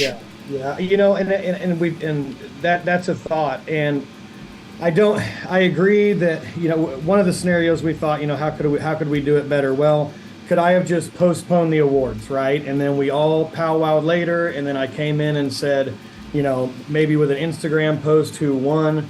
But at the same time, I don't want to take away from Bar H and Fusion Botanicals, what they did. They didn't, their stuff passed, and we have to honor them too. We were honoring everybody. That's what we're there for. So like I said, I'm not taking anything away from the way I handled, all the other stuff, but that you guys need an anal risk manager like Dave Charnick. I think that to maybe be standing there, especially anal. Emphasis on the word. I'm standing on the side, I mean that. I think that maybe there's like a professional way that we could start talking about these things and having, lab results as part of these competitions moving forward. But I think it shouldn't be shared necessarily with your public audience. I think there's creative ways that you can, show that the quality and the health of the plant and the results have been submitted. But everything should be on the blockchain, and it should all be fucking transparent. That's just the way everybody wants it nowadays. You know what I mean? Time stamped, signed off. off. It's the Dunn low right there. And that's classic. Like, hey, you know what? Can fix this? The blockchain. It's literally beyond our, and things like that would tell us as it progressed from person to person who had chain of custody, things like that. What would help is what really temperature it was stored at, temperatures, all the data. I just think the only thing is these guys are probably really trying their hardest to produce this high quality submission, and I think when that comes back as potentially damaging for their brands, That's terrifying as a company. That's like their especially worst a new nightmare. company. Yeah, a new company is like you're done before you even started. Yeah, exactly. Just trying to participate with the best class of. I had an amazing time at the Cannabis Cup. I thought it was put on incredibly professionally, and to see that there were very satisfied winners in dozens of other categories, people smiling the whole time. We should. My goal right here, right now, is for Brandon to find a way to work with the program for next year with Daniel on putting together something that is inclusive and is, taking into account harvest for outdoor growers and giving them, an extended period of time to submit. I don't know if changing the date of the competition or having, we went to something once where they just showed up and you sampled. It was there was no storage of anything. Your judges were there. Maybe push the outdoor until later, like as late as possible, and do that as a separate thing. And announce the outdoor categories later. And/or just have everybody show up and do the judging. Let them just chill out while we do some judging over here. You know what I mean? And then it's all done right. Like literally, the jar was handed over at that moment. You know what I mean? So there's no question of. I do. Hey, I have to have dinner. I do have one last thing to say before I go. First of all, no, I'm not going to be working with Cowboy Cup. I think that everybody out there should think to themselves who they support when it comes to their money and everything else. Again, the biggest elephant in the room is the fact that you have a group of legacy farmers that have actively talked crap about corporate cannabis and all this other stuff, but who's now actively working with the largest MSO who has lobbied to take away caregiver patient rights and home grow. So I will not be supporting anybody who ever is categorized or associated with anybody who does that to the community. With that being said, I stand with Oklahoma and I support Oklahoma and I love all the people out here. So thanks. See you guys. Peace and love, Brandon. Thank you. I think Brandon's final accusation there was leveled at Gangiers, and I'd like an opportunity to address that. Please. The floor is yours. Sure. Thanks. We gave Brandon a lot of oxygen there. So to be clear, yes, Curaleaf recently announced that they had partnered with Gangiers. So I'd like to offer a little clarity around what that means. It means they bought some seats to our program. That's it. How many seats? Is this a lot of seats or is this a small amount of seats? Is it like trying to win the Cannabis Cup where you buy 95% of the judges' things? No, it's not. Okay. They didn't buy any portion of our company. They bought mostly they bought seats to what we call our First Step program, which is just the online portion of our program and doesn't include the live training and full certification. They bought a single class to go through the entire training. Okay, 20 seats. Not a big deal in the Gangier world. All right, we've sold out for our last 2 years. We're on track to sell out again this year, 2 individuals. And so while, to be clear, our primary purpose is to educate. And we don't believe in discriminating who receives that education. These people are looking to get educated in order to help others. That's their goal. I don't know about that, but I doubt Okay? it. And to be clear, Gangier does not support or endorse bans on home grows. The idea is we're looking to affect change within the cannabis industry. I mentioned earlier that so much cannabis has been sold based off of THC numbers. That doesn't help the craft cultivator. The craft cultivator is producing a product that isn't strong in high THC numbers typically. It's high in terpene percentages. Okay, the craft cultivator is producing a product whose quality and desirability is based on how it interacts with the senses. And so we developed our assessment protocol for specifically that reason, to bring attention to those qualities that make craft cannabis desirable in an effort to support the small farmer. The large MSOs. We lost you. We heard large MSOs and then you went silent. Oh, I'm sorry. For the most part, large MSOs tend to produce, commercial grade cannabis. Most commercial grade cannabis isn't produced at that small batch craft level. So again, we certainly don't endorse bans on home grows, and we don't support being discriminatory in who we offer our education to. If we begin discriminating who we educate, then what does that list look like? We say all MSOs we're not going to educate? Okay, then who else? What other groups and companies and individuals should we discriminate against in offering our education?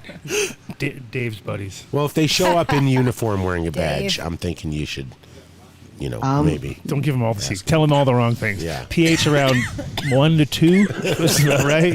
The Gangier mission has been to affect change throughout the cannabis industry.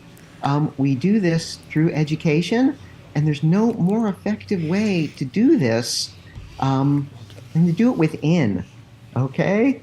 The long and short of it, we had a Curaleaf executive, also a certified sommelier, in the wine world, come through our program. This person went back to Curaleaf and began using the education that we gave her in her weekly training sessions. Beyond that, she then encouraged and got Curaleaf to begin partnering with the small farmers and putting their products onto the Curaleaf retail shelves with the small farmer's name on that packaging. Is that not a positive, and forward movement? That is great. No, that is absolutely good stuff. It's absolutely good stuff. I'm planning on going back to the Cowboy Cup next year and the year after and the year after, and I'll be there. This is a learning. It will all blow curve, over. and then this is a good. I mean, the good part is when it happens early like this, then you can clear it all up, and it's like everything. You got to have every problem along the way, or else when you get them later on, you're like, oh shit, don't know how to deal with that bullshit. But I'm not for absolutes. I'm for having discussion and figuring out how we can find common ground and moving forward and building upon that for next year. That's the only way. That's how I live my life. I'll preach. Preach. Go. Preach. Go. Dave does Go, not Dave. live on common ground. No. I live in a hovel in a corner in my little space. No, I had such a great time, Daniel. I really did. You guys crushed it. Yeah, you really did. Everybody I spoke with was having a great time. It was such. I had a good time. And that's hard I'm for Vinny. ecstatic. If you guys don't understand that, it's not easy. He got to being meet Vinny Kelly's either. biggest fan, so that helped. Oh, yeah. Once he knew he Kelly had loves big Vinny. fans out there. Yeah, I got my own fans. I'm going next year. Sweet. Yeah, Vinny. Wait, we need to have a talk about this, Daniel. I'm hearing that Vinny has his own private bathroom now, inside the Shower, Yeah. refrigerator, The Figured out shower, the code. It was refrigerate. a pretty tough code to crack, Right. but he figured out the code of the green room, and now I think it's his personal shit. Oh yeah. Oh, that one we knew. He was making it sound like there was something else. I mean, It's the only place I could go fade out with it, just being like, all right. yeah, no, that we Thank knew. you, About. That's sir. where we did the show Thank from. you. I wondered why he didn't want to leave that green room. I was faded. Never leave the green room, dude. Come on. Because he had all that technical. He had all this stuff. I was all ready this to go. equipment, the mics How we and I got was ready to go. internet there, I do not know. That's right. It was magic. I still don't know. It's neat because go ahead, Greg. The internet tower is on the property. Let's talk about the people who won competitions and the people who got belt buckles and how many those did guys. you hand out? And where's ours? And again, where's ours? And why didn't Brent bring his? All those questions. Yeah, no.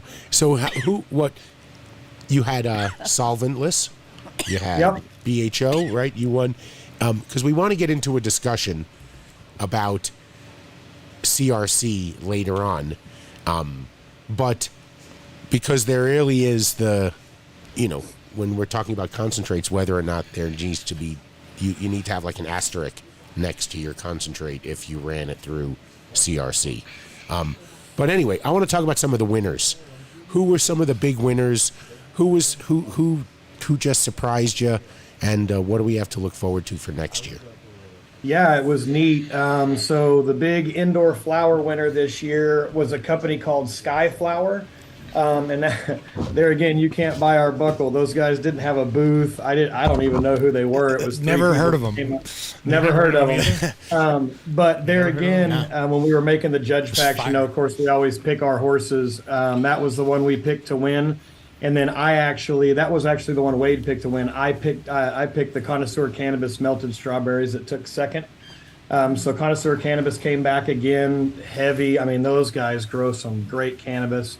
F5 Farms, I think, took third with Sunset Runts, and year after year there again, F5 Farms just always brings heat. And so there again, Bar H got first place in Sungrown. Those guys are doing really good stuff. They were a sponsor, a low-level silver sponsor, but a sponsor no less, and so we appreciate that from them. But Fusion Botanicals got first in light assist for Motorhead, and there again, did Fusion have a booth?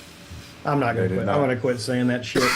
Anyways, Anoa came back. They won the pre-roll category. Altum, which was the grand champion last year, entered these infused pre-rolls, bro, that were unbelievable. It was like a 2-gram joint infused with Mafia Funeral hash, rolled in these gorgeous purple live heads. There again, you yank that out of the thing, and it was like, oh, well, there's your winner. And so the judges picked them to win too. What else we got? Who won the hash rosin? Hash rosin. That was a huge category. So there again, we had a change. Let me get to it. I gotta remember all this shit. Where we at? There we go, rosin. So usually that's a cicada category. Shout out to Caleb. Trop Punch won it. Crown Concentrates, powered by Essential Flowers, took second with Sherbet Cake. Cicada Labs and Jubal, which are two phenomenal companies. Jubal Execs won with their Pixie Sticks. Ice Water Hash, there again, that's usually the one that Cicada takes home. They took second with Jubal again with Guava Gelato Live Heads. Cajun Hash Company with Golden Shovel took first with their Garlic Crushers Live Heads. Both of them were the most amazing shit you've ever seen. It looked like sand, so I don't know if it all just came down to somebody's flavor preference or what, but they ended up winning that. We do a Best New Concentrate category. Punch Edibles won that one with some live resin, fresh press. There again, Zen Extracts is in that mix. Tribe Collective again. Liquid BHO, Solid BHO was a company, I can't remember their name, Apothecary Extracts, I think is what they're called. They're totally How much they pay you? Nothing. Way too much. You guys had a booth. They had a booth, didn't they? Yep. Yeah, you guys usually get a booth. So for Liquid BHO, they took first with Guavez 74 Ambrosia, and in Solid BHO, they had Apothecary had Watermelon Julius number 24 Ambrosia batter, and then mixing it all up. Those are both coming to Colorado. Oh, good. Yeah, Zen Extracts mixed in there. OGTSGP. Doc Ferguson entered a bunch of really good products, and was excited. He's won some stuff before, so we were happy to give him third in that. Carts, Dazed, Gold Rush, and Origin Extracts took prizes. Rosin Carts, Cicada got their belt with a GMO rosin, or buckle, I'm sorry, not belt. Buckle with a GMO live rosin dab pen. Altum in there again. Slaps live rosin vape cart. War Party Extracts, who won first place in rosin cart last year, took third. Tropolato rosin. Cured resin cart. We had Zen Extracts again. Halo High Prairie Farm 710 Diamond Company was in there as well. Space Lemon resin dab pen. Sunday Extracts, which always does really well. Golden Trends, they were one of our sponsors, but they make some great cartridges. I think they did a limited release out there, and they really entered some good stuff. I wasn't really surprised when that won, but Lake and Bake Shop had a blueberry haze distillate cart that got second. They won a couple of things, and they're a really great company too. I think they're out of Eufaula. Yeah. Really like those guys. Timeless Banana Runts. So we've got it all on the website. Any other ones you want me to read off? No, No. Am I done now? Yeah. You asked. Fuck. That was perfect. Of course. No, fantastic. Very important. A lot of good edibles companies too. It's all on the website, you guys. Bobby K got it put up today. So Sweet. Yeah, no, But it's amazing to a lot of see really good stuff. the amount of categories and the amount of entries, and just they're like crazy. I love the display you made, by the way. That was awesome. You guys crushed that. Brother. Yeah. Absolutely crushed that display. Good job. Upgraded from the last, because last time was also really cool. I thought last year fantastic. I thought last year was good, and then this year was like, oh, they stepped it up even, and they were all standing up. We and you could hired my brother to do that. He's a designer out at Stillwater Designs here in Stillwater, the Kicker plant. yeah, they crushed it. Stillwater Designs. What was it? What It was just it? like it was like they had every single wasn't there. entry on display, and it was all picture. lit properly, and it was all displayed really, really well. Like everything, it just looked really nice. Like you could come up and visually see every single entry, and it was all labeled perfectly. It was nice. They had the My buds. labels kept coming off, so don't stain wood and then try to put a label They on had it. a bud standing up properly, because last year they had them laying down, and then you only see a little bit. Then if you got it like this, you can kind of. That was Kelly Searcy's idea when I walked in. She Yes. had one row done, and I about shit myself, man. Kelly it looked killed so good. Shout out to Kelly Searcy. I know she's watching. Yeah, no, it looks really good. It was I think it took she took her a while. I think how long? Vinny knows all the details. How long did it take Kelly to put those up? About 3 days. Shit, yeah, definitely. Damn. All of them? Oh yeah, 3 days. Oh yeah, there you go. Thank you. Thanks for the I went compliment. through it in like 30 minutes. It was good. No, she had. Those were and- full days, too. I mean, probably 14-hour days. Yeah, at least. There were some good flavors. Yeah. Cool. Well, anything else? No, I mean, I listen. I'm thank you guys for coming on and talking about what happened. I think if we just had to sum it up, we'll just say lessons learned. I call myself the plant medicine pirate. And it's also such a great accomplishment at the same time, too. Yeah, you did. Well, no, it's also stepping up is also important too, because a lot of people would have just been like, fuck it, you know what I mean? And then if you don't answer these questions, then it just it goes, their minds run wild, you know what I mean? And I personally think, it was a fuck up at that time frame, just because of the outdoor gets a lot of times it's like it's pushed to the last fuck it, like they're really pushing it, and then you got that like really short window, and you really never cured it, because it's like to do a real cured, you don't have to do that in like January, you know what I mean, just to give everybody a little extra couple, that little time in between, because you really, when you think it's dry, it's never like you seal it up and you're like, holy shit, there's a lot of moisture left in there, like you don't even, shit could be crisping out, especially in Colorado, the stuff will dry so quick, but it's not dry, it's like, come on guy, you get like weeks and weeks. So yeah, I can see that. I've had people do entries and it's like, are you, dude, go take this back, it's not even like worth doing. Like, shout out to two gave me the wettest entry possible. Like it was like, why are you even doing this? I harvested it yesterday, and it's just like, no. So yeah, it was great. Thanks for Well, I think you'll have probably more entries next year, and I would just call it a bump in the road, man. It is what it is. And like we've already apologized, and like I said, all we can do is try to do better every year, and if everybody wants me to do it again, it'll be pretty obvious. If they don't, they won't. So we'll figure it out. But we're excited, man. We're already planning for the next year, and like I said, we're gonna sit down long and hard and talk with Tumbleweed and talk with everybody kind of about everything that went on, and really always try to do better. That's all I can do. I'm human, so. Thank you guys for giving us a platform to come talk. Appreciate you guys. And Derek, thank you for everything you guys did too. Appreciate it. Thank you, Derek. And Thank you. Greg, Yes, thank really, you talk way too much, Greg. So Yeah, you should if stop you're ever talking going to be on a over show, it. you might want to let the producers know Put ahead it of in time. whenever I feel the need to. You're there. We get it. Thank Good you, night, guys. Thank you. Cheers, guys. I'll be up there soon. Yeah, for sure. Forward We'll to it. See when you come through. And I'm grateful for the opportunity today as well. Thank you, Thanks. Derek. Thanks, Derek. Thank you. so Hopefully, all the much. questions were answered. Hopefully, our sentiment was well received. For sure. Thank you, sir. Thank you. Peace out. That goes without saying. Yeah, the internet was afire last night. I was like, oh my god, this show's gonna be nuts because it was already like. I mean, thing is, There's a lot of people in the chat.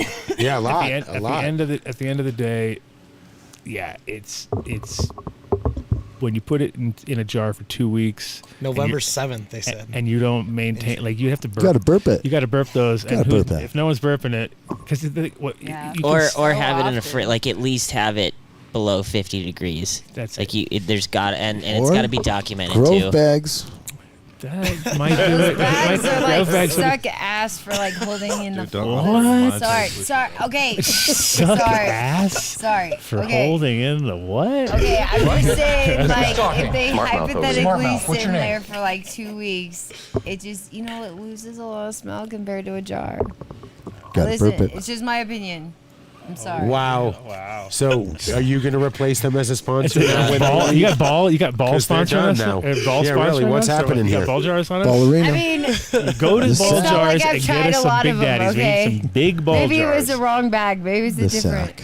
These are 7 Wow, so layers. you're Grove bags have slandering a 7 sponsor? 7 Okay. layers. Now it's a maybe? I just need to try a Long-term bag. storage, Okay, not a problem. Another bag. Yeah, I'll just. Anyway, yeah, you were thinking. Listen, of some J-Lo, completely- Adam is the only one that insults the sponsors on this show. I didn't mean to insult Okay? the sponsor. Okay, I just got weed in a bag one time like that, and Weed it in a lost bag. its Okay, smell. like that. Totally different bag. Fuck 'em. Okay. You want to tell Brent that you enjoy that, what is that, PVC pipe BHO blasted? Oh yeah, shit? that shit's good. Over his. Give me some of those terps. You like those that P- stuff? Guys, Just stick I the love tube that right line. on top. PVC terps, bro. Everyone loves that. Yeah. Fresh tennis balls, PVC. Why does Dave know the liners. specific Those are good- technique? those are good though? terps. Now I'm concerned. Oh. Dave's blasted a ton of hash as a Ton of cop. hash as a cop. Yeah. Right. That's right. You crazy kids. Crazy kids. Doing it in his Boulder backyard. Well, it was interesting being ignorant to the whole situation that happened because That's your life. I That's your left. That's the story of your life. I mean, dude. What do you- I didn't realize that somebody got up on stage. Oh and yeah, actually- I was definitely there. handled it it. was at the same No, we time were the all there. ambulance We was were all there. there. Tell us You were what there happened. too, Dave, but you just weren't paying attention. I wasn't there. I left. What? I left at 7:30. Oh, you were out of What there. were you Yeah. doing? Were you there for 15 minutes? Oh, diss. Oh, wow. 15 minutes. Yeah, she doesn't even know why he's dissed. That's the best part. He's like dumbfounded over here. Okay. Well, Yeah. have a laugh. Let's smoke a Ha ha joint. ha. Ho, ho, ho, I ha. wasn't there. I left. Yeah. You didn't even tell me. Princess left What the do you building. mean? It was. Yeah. I was tired. Sparkles there the whole left. fucking Sparkles had day. left the building at that point. I had Okay, to get so my we were nails there, done. and what was interesting though was I was talking to my friend, and so we weren't really paying attention, but I was listening. And you're always like you're listening to conversations while you're talking. So right, and I hear the other guys behind me go like, "Dude, no, like 100%," and I'm like, "Uh-oh, what's going on back there?" And then I hear her on stage. It all kind of starts making sense, and I was getting bits and pieces, like I was getting from the stage, her saying like where she said, which was definitely like ooh cringy, like right out of the gate, like oh you're saying what? Because she was like, she's like say that. I know I'm not. she's like telling everybody that there's these little 2 pre-flowers at the bottom of every stem, and you got to go and pull those off because those will rot before the rest of it will come up the stem. No way. Yes, it was like telling somebody God. how to fucking brush their teeth or something. You know what I mean? You're like, yeah, we know that. We're not idiots. You know what I mean? But it was just kind of like cringy. So she was telling everybody like, I'm a NorCal grower. She did say exactly what he said, which was, I lost half my crop to mold. So it was like she was trying to be sympathetic at the same time, but it was like and then if you look at the bottom of and I could see everyone looking at each other like, is she really just like giving us the sativa indica story here or something where you're like it's all wrong? Yeah, but no, actually it was correct. We're here for the awarding of the belt buckles. Right. So straight up Ed story, like telling all these growers about how photosynthesis works on stage. Exactly. Like dude, we know. We get it. Well, get out of here. Get out of here. Well, I can see how that was would bad. be upset with something like that, and I'm wondering, in the moment, who maybe Daniel wants to turn her mic off in that moment, but Well, could it you was, imagine failing talking, or man. not winning your competition and then having somebody talk like that right out? Like, is this a little? They were standing there waiting to hear who the winner was. Yeah, no, and these not guys were only- definitely in. Like the people that were talking were waiting to hear that award. Like they were ready. They were like, "Holy shit!" And everybody was like, what's going on?" So I was watching like the reaction of an actual group that was involved. One of those entries. Outdoor farms or something. Yeah, and it was like, but it was again, it was just like coming at me from pieces, and I was in mid conversation, so I was barely listening.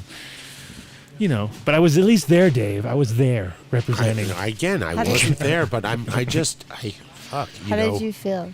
What's your thoughts? We left after we collected our concentrate buckles. You were out? We left and then didn't hear about all the drama till like later in the evening.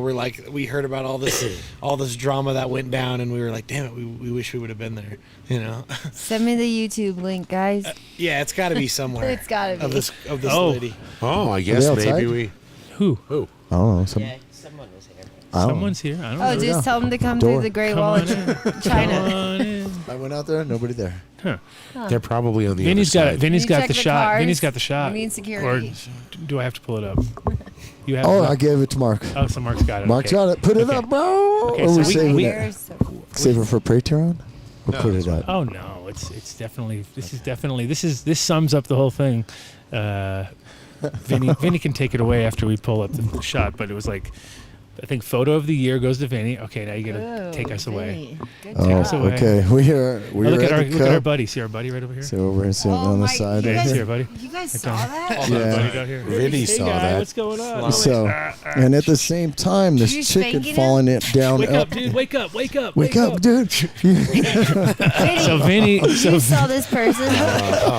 That's not. We should. Come on. No, Vinny was there. He I saved the him guy. from going in the ambulance. guy was- This was the guy. This is the guy. I saved from So going he in the ate a ambulance. bunch of Should've let edibles. him. He ate a bunch of edibles, right? Oh, he was wasted. And he made it outside, and then he was like, friends left him there. and then friends left him? paramedics were on there. He could. Yeah, so Vinny, security came up and was like slapping him on the chest. I mean, pounded on him, like, get up, bro. No way. And they called 911, and then she puts me on the phone with 911, and I've eaten one of those little chocolates, and I'm going, oh, shit, this should be fun. So, said send out like 10 ambulances. and so please." they send out this ambulance, and she goes, well, they're on their way. Well, all of a sudden, the ambulance shows up, and at the same moment, this chick has a seizure inside and knocks her grill out. And so she's more important than dude sitting there, because by the time they got out of the ambulance, I had dude standing against the wall like, yo, check it out, man. Prop him Yo, up like we did Weekend one of at those. Bernie's. Yeah, he did a Weekend at Bernie's. Weekend at Bernie's. Exactly. That's a big boy to be holding up by yourself. Oh, yeah, it was. That's what I was That's thinking. like two Vinnies Yeah, at least. and then all of a sudden, as we're walking back inside, like the security that we saw after the show, right, that was with us after show. They're all strapped and shit. And They're all strapped they look with like cuffs. I think they they're look the like cops. cops. They look like sheriffs. They have that sheriff vibe. They were to probably them. off duty. But they had their straps. And so on the they're side watching me and- do this whole thing. But after the whole thing's over, I'm backstage with everybody at the VIP party. And sure enough, these two security guys go up. So I'm able to show the picture and have witnesses and go, yeah, that was fucking awesome, dude. This guy made it through without going on the ambulance. Otherwise, he would have been in the ambulance. At you the know. same time. This is And, like and other people were taking photos, but Vinny took a photo and then saved the day. This is like the episode of Seinfeld when they the sit story down of our life, and they dude. go, George, I just heard. You know, when he pulls the Imagine titleist James out of Bond. the anybody was marine raised Everything is biologist. a Ohio. Seinfeld episode. He isn't it? was Hey, good speaking for of you, Seinfeld buddy. episodes, I was tripping balls, Speaking of too. Seinfeld episodes, What do you got? Mids Teo is on the road. Supposed to give us an update, Where? a Emerald Cup pre-cup date. Oh, he was That's calling funny. me. Isn't that? No, he already like joined the Zoom call like noon today. It was all know. yeah. I got an email like Mateo so has excited. joined your Zoom call. And now I'm he's like, not there. And no now one's he's not fucking there, And dude. now he's I not tried there. to call him back, too. He got on like 8 hours early. That's I funny. cannot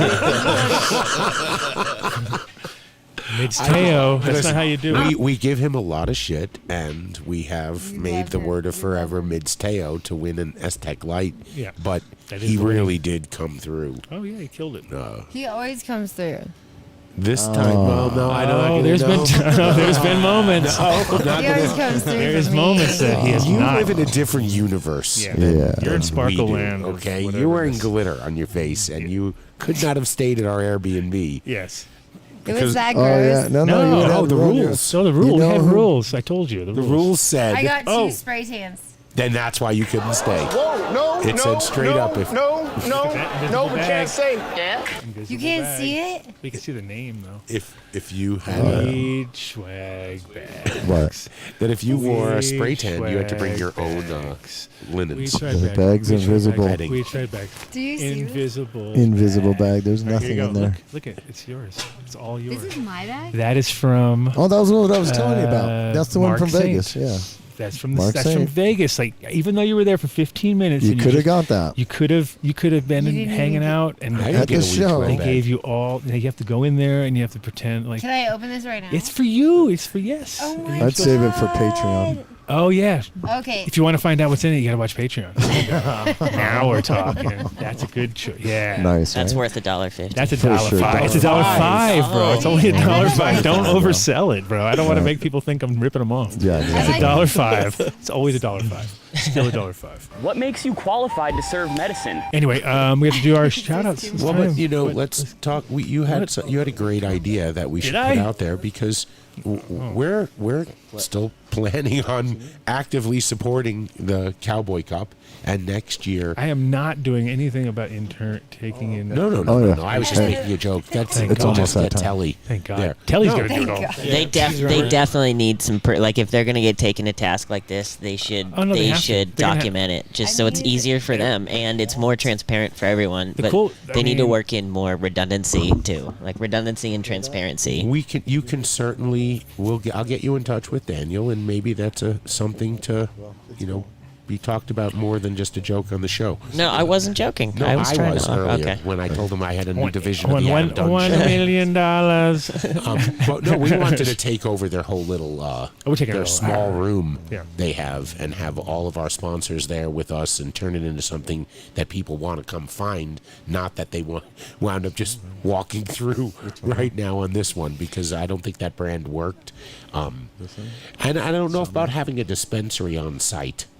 Really. No, I that worked really well. don't The think first- that was great. The first year when they did, or the last year when we went, and they But had everyone had weed this time. It was everywhere. They were handing it out for free in so many of the That's booths. just because you're cool, Yeah, but still, Dave. I mean, it is.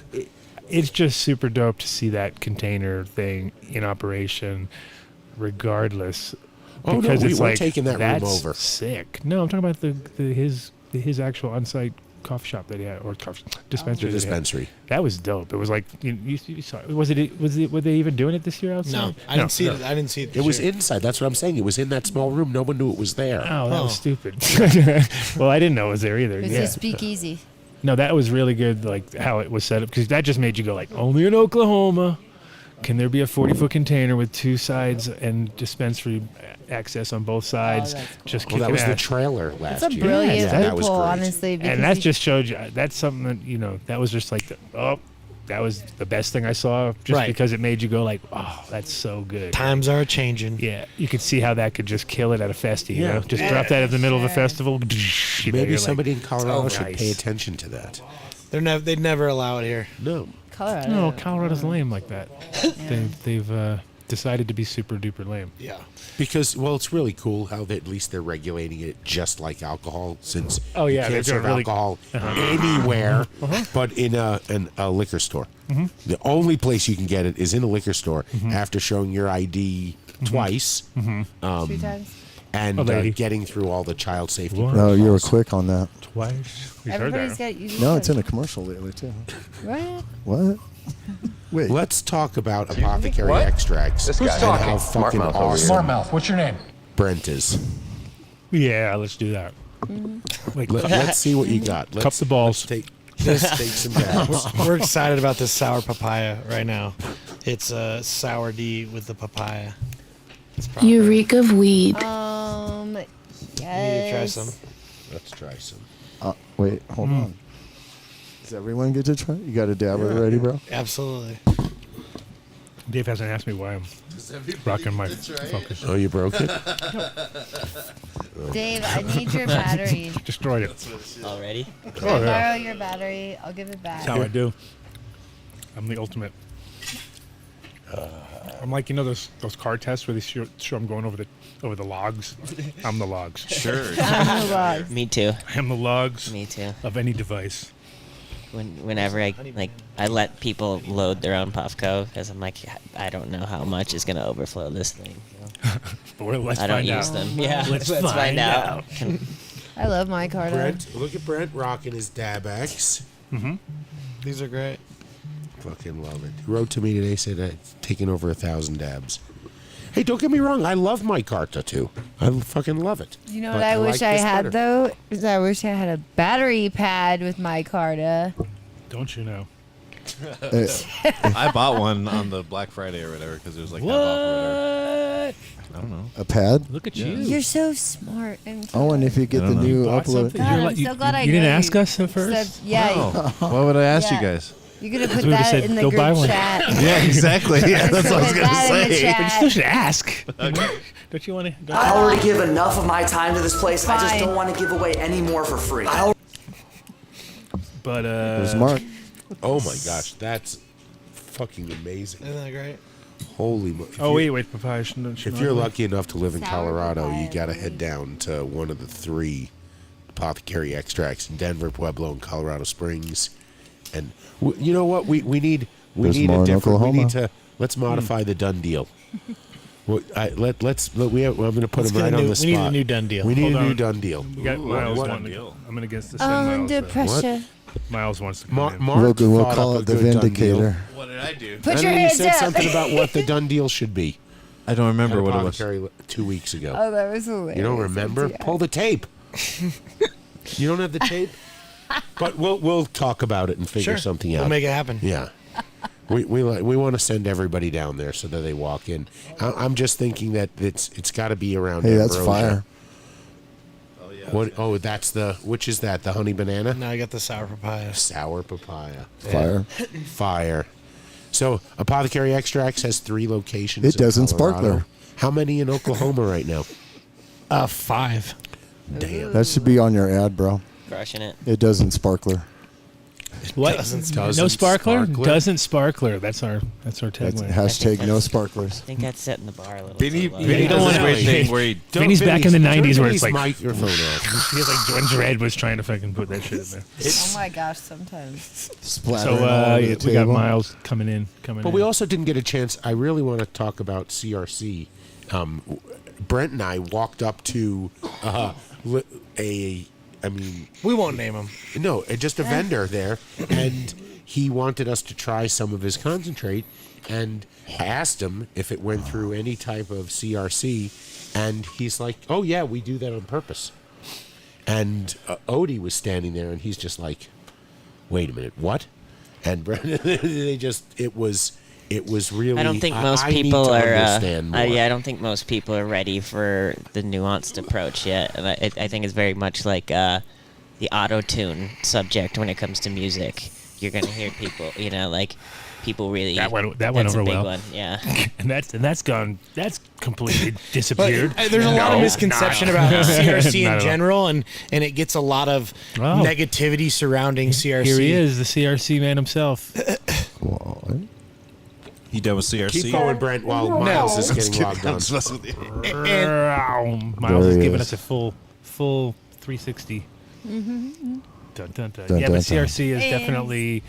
It's like it's only for remediating. No, I wouldn't say it's only for remediating. I would say In there's my a opinion. lot, like it's actually a really positive thing for budget extracts, and it's actually made budget extracts much more quality than they would be if you're just taking some pesticide or oil riddled trim and trying to make shatter wax or sugar. Of course. This is removing undesirables, and I mean this gentleman can speak much better on the process, but It's definitely not for everybody, and I don't think it's needed on connoisseur extracts. But I think it's made the bottom line significantly better quality. Yeah, it's brought up. Definitely brought the bottom up. The consumer who's been smoking stuff like black, dark, shatter, $10, $15 gram stuff, that is definitely that's definitely elevated. Like, and I feel like a lot of the flack that CRC gets is really coming from people who either aren't smoking it, or maybe they got tricked into buying something that they didn't realize was CRC, but it's it leaves a nose. It leaves a nose burn. Yeah, most of the time it's pretty. It's pretty. If it's done wrong, sinus thing. Yeah. There's a whole spectrum on which you can use, and there's everything from the trim that really needs a lot of it that would have turned out black, all the way to the fresh frozen that doesn't need it, and I think the whole conversation usually oscillates from one to the other. Like, what are you doing? Like, just smoke it. Like, I gotta squish it, bro. Yeah, it's like, dude, it's 5-star bubble hash. Like, ugh. So yeah, you're killing me. You're killing me. There's definitely not a need to do it on good fresh frozen. I think in general, as a whole, the hash consumer is going to benefit from being able to get a cheaper product that is in general going to be a better quality smoke for them. And then there's nuance in where it can be used to clean things up if. Fresh frozen, it's amazing because it's like one of those straws, that can take like the dirtiest water and make it clean. And you're just like, holy fuck, dude, that was like the nastiest nasty, and it comes back to something. But for those situations, I get it. But I also think I think it's turned off a lot of people to BHO in general, right? And it's why a lot of people have transitioned to solventless, is because you can fool people with this color remediation, and people don't like that anymore. Where like you kind of feel lied to. It's kind of like when propane kicked in, when when people first started doing first runs. You're like, holy shit, look at that! It's orange. It's like bright. Right. Wow. And then American cheese. later you're just like, yeah, it's like, oh my god, Velveeta hash. There we go. It's straight up. It always was like so orange almost. What's going on, Miles? Hey, I'm rolling weed.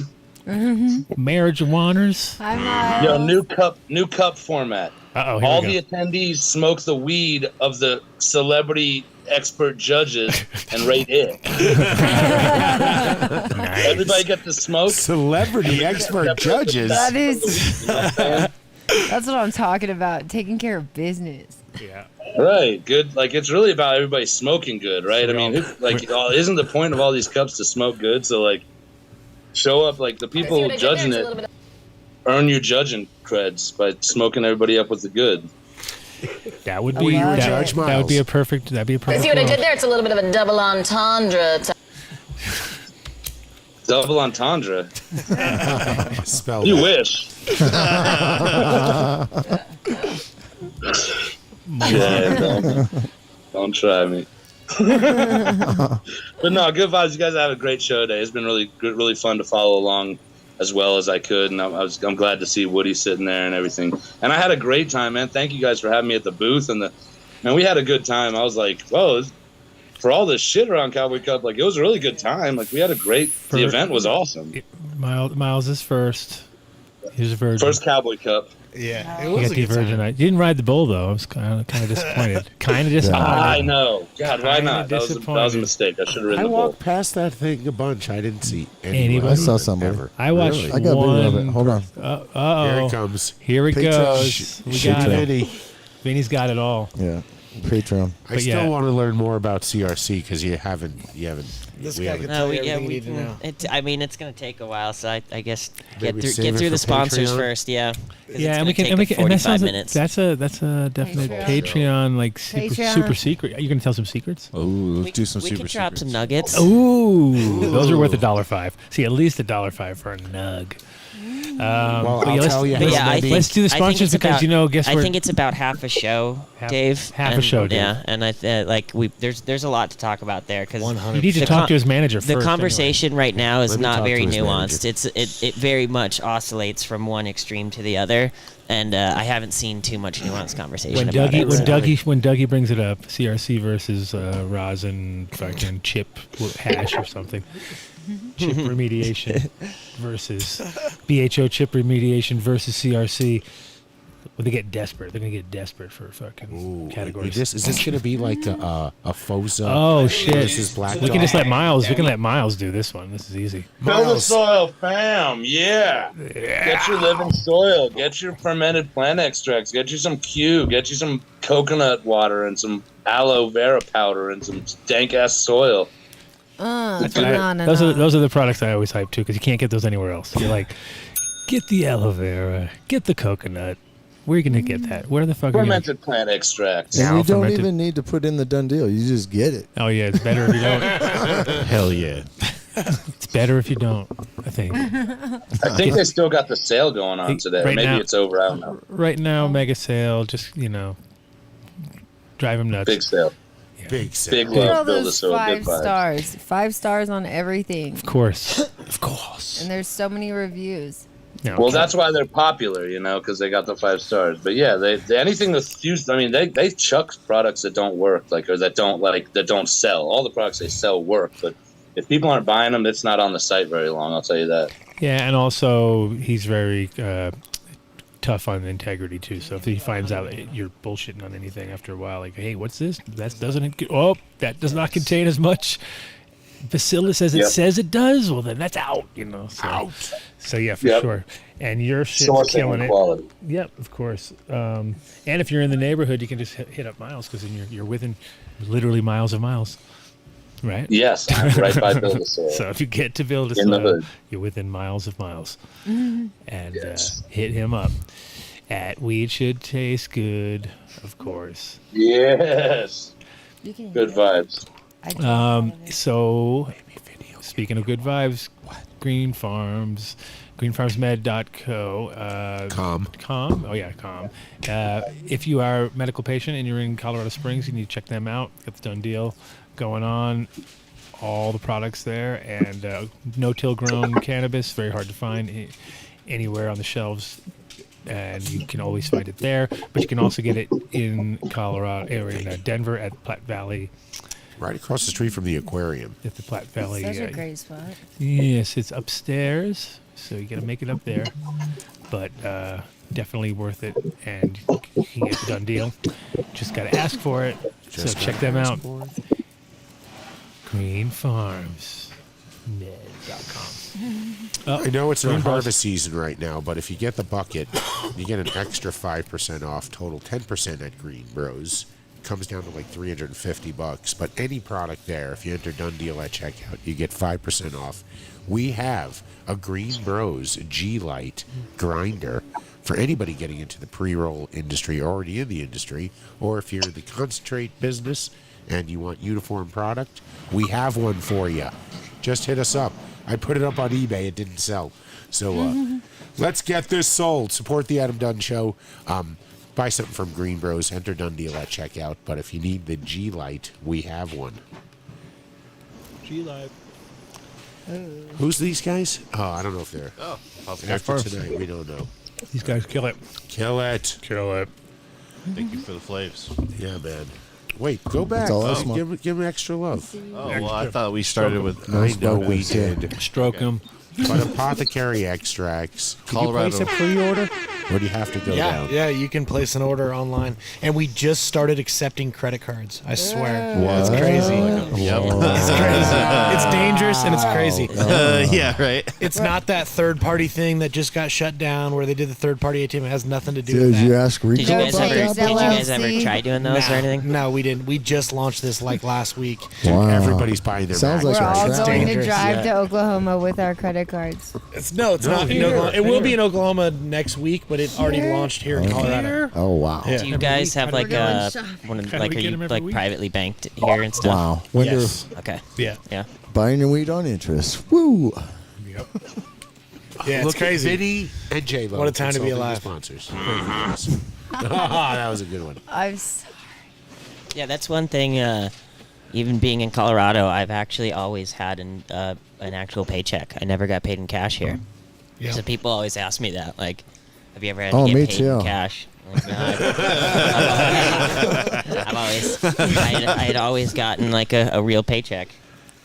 I have no idea what you're talking about. Yeah. You're talking to the wrong crowd here. Yes. Mark. Adam Mark pays gets us Mark 10. gets 10. He gets 10 a month. Unless you're served in a frosted Tax glass, time never is a come within nightmare 4 for feet me. of my lips. Coming up to 14, right? Yeah. I thought you were already up to 14. They're like, according to our records, Mr. Perez, you work 156 hours a week. That just seems a little extensive. You're like, no, man, I do Well, it. that's only half my job. So I'm hurt. I'm old. I'm fucked. Wow. Apothecary extract. It's like messy. Wow. See how gross it is? Yeah. Good job. How do I Oh. So, Ah. there's a big bag of it right there for you guys to Big split bag. up. Everybody gone. fight for it. Fight, gone. fight, Fight, fight, fight, fight, fight. It's already out. We're gonna have You took it Guys, already. I'm only Patreon one wrestling person. matches. Oh, yeah. can only drink so much.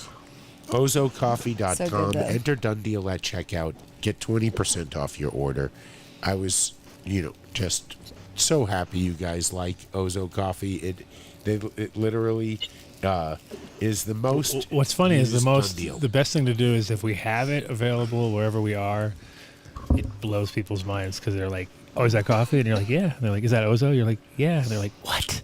You have it with you?" And it's like, "Yeah, of course we do because it's fucking the coffee we love to drink." So we had it in Vegas and we had That's it. where I can write We off did one have it gas in on the trip. Oklahoma, but they'll remember it for the wrong reason, not because it was fantastic, which it is, but Just 'cause because kept I blowing blew off the these- breaker Yeah. when I plugged the coffee pot in, and like half the dance hall I could- was in the dark for 45 I could have minutes. told you that was going to happen. Yeah. I knew. So that's Yeah. why we There's didn't no have, such thing as too much coffee. we didn't have brewed coffee at the booth.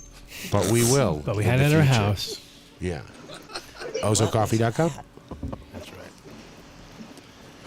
14 or bolder, just go there and buy this weed. DJC. That's all you got to do. Walk in, DJC. You want the picture of the guy's face on it.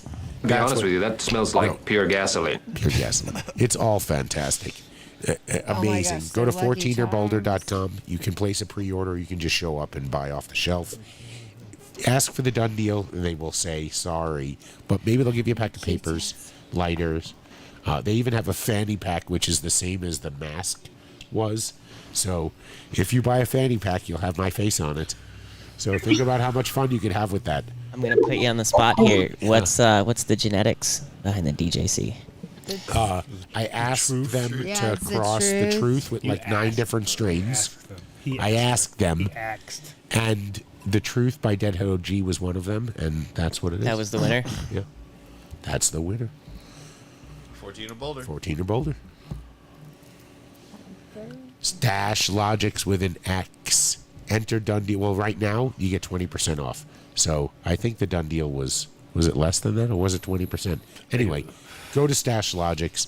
They make fantastic security boxes that give you an expectation of privacy anywhere you're driving. If it's locked, you should lock your cannabis up and you should keep it in the trunk because that's what Jeff Guard says. Yeah, Jeff Guard, the guy that saved StashLogics.com. J-Lo's life. Every time. 9 Every times. time. Every time. Shout out to. Speaking of 60% of the the guy with time, the wettest it weed works who ever every entered time. any cup that I've ever had. Two. But he shocked it first. It was definitely shocked. And it was the shocker. Gave me the shocker plant. Whoa. Shocker. Wow. It's the greatest moment of my life. If you need a proper CBD, Anything. Anything. Suppository. He's really good at those. Yeah. He'll come and do it for you, too. That's the best part. yeah.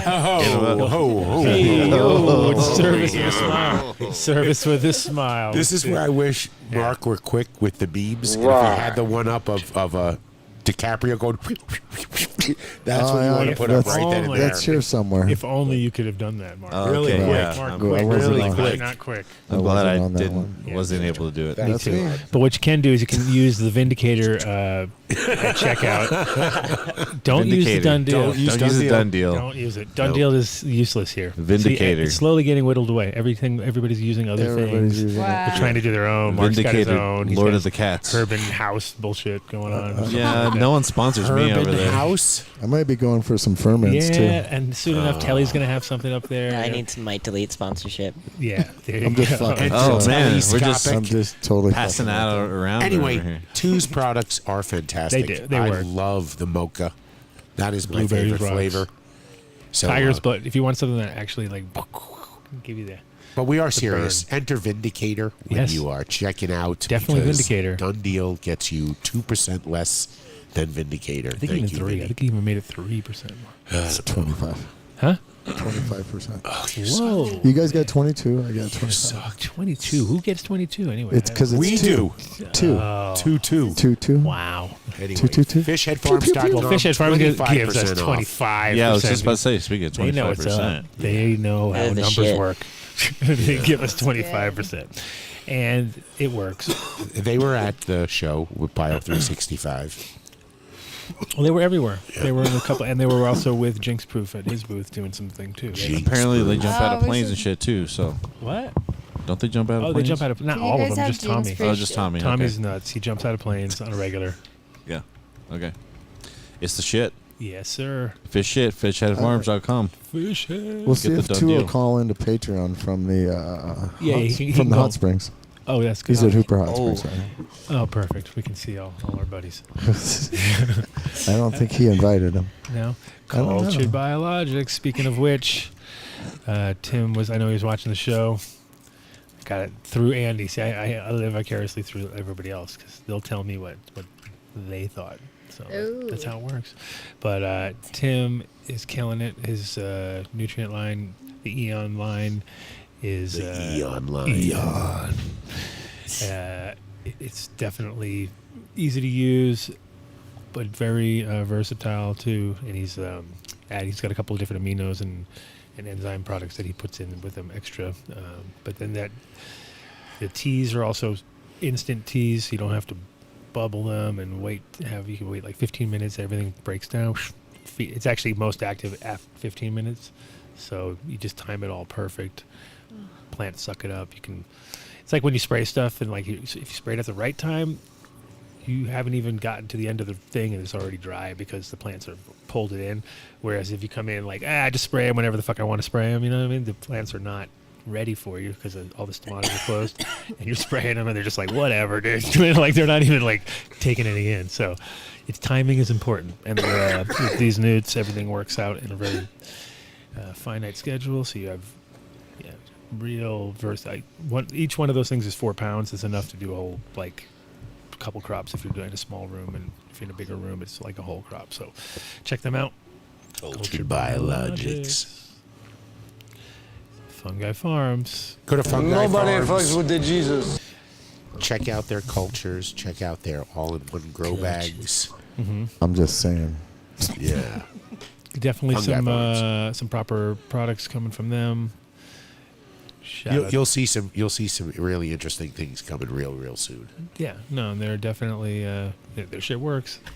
This is all you need to do. Turpwipes.com/done deal. Get the subscription and forget about it. Forget about it. You just need to have these. Yeah. Every dabber needs them.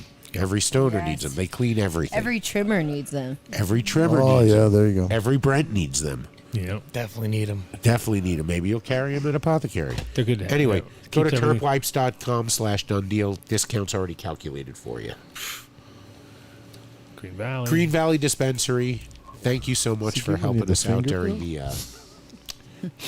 bro? the crypto event. He hit me up. Rand hit me up for the Sweet. next one. Same time, August, but So Green Valley, we hope to be our sponsor again there. Just tell them about it. Ask for the Done Deal. I don't know what you'll get right now. I think it's 20% off. But hit them up. Super close to the airport too. So if you're just jonesing, Oh yeah. or you're fuck, 5-hour delay, I ain't driving all the way We back. got a to town. special announcement at the What's end of the that? show. Uh-oh. From Green Valley? No, keep going with the Whoa. sponsors. Oh, Special announcement. Special announcement. Yeah, at the end of the from show. 2. Oh, it's from 2. I can Go to I'm nervous. I'm super numbnutsco.com. nervous. Super nervous. numbnutsco.com. Enter Done Deal at checkout. Oh yeah, we got to 20% send off. Patrick from the Soul King. We need to send him. We forgot to give him his. Remember, he's all about. Oh peanut yeah, butter. no problem. Forgot to give it to him. No so- problem. Just get it. We'll get his address. Yeah, we're gonna get him this peanut butter. Because when someone says they like peanut butter, and then you tell them you're going to give it to them, and then you don't give it to them, It was there. could be a Go to problem. monstermushrooms.com.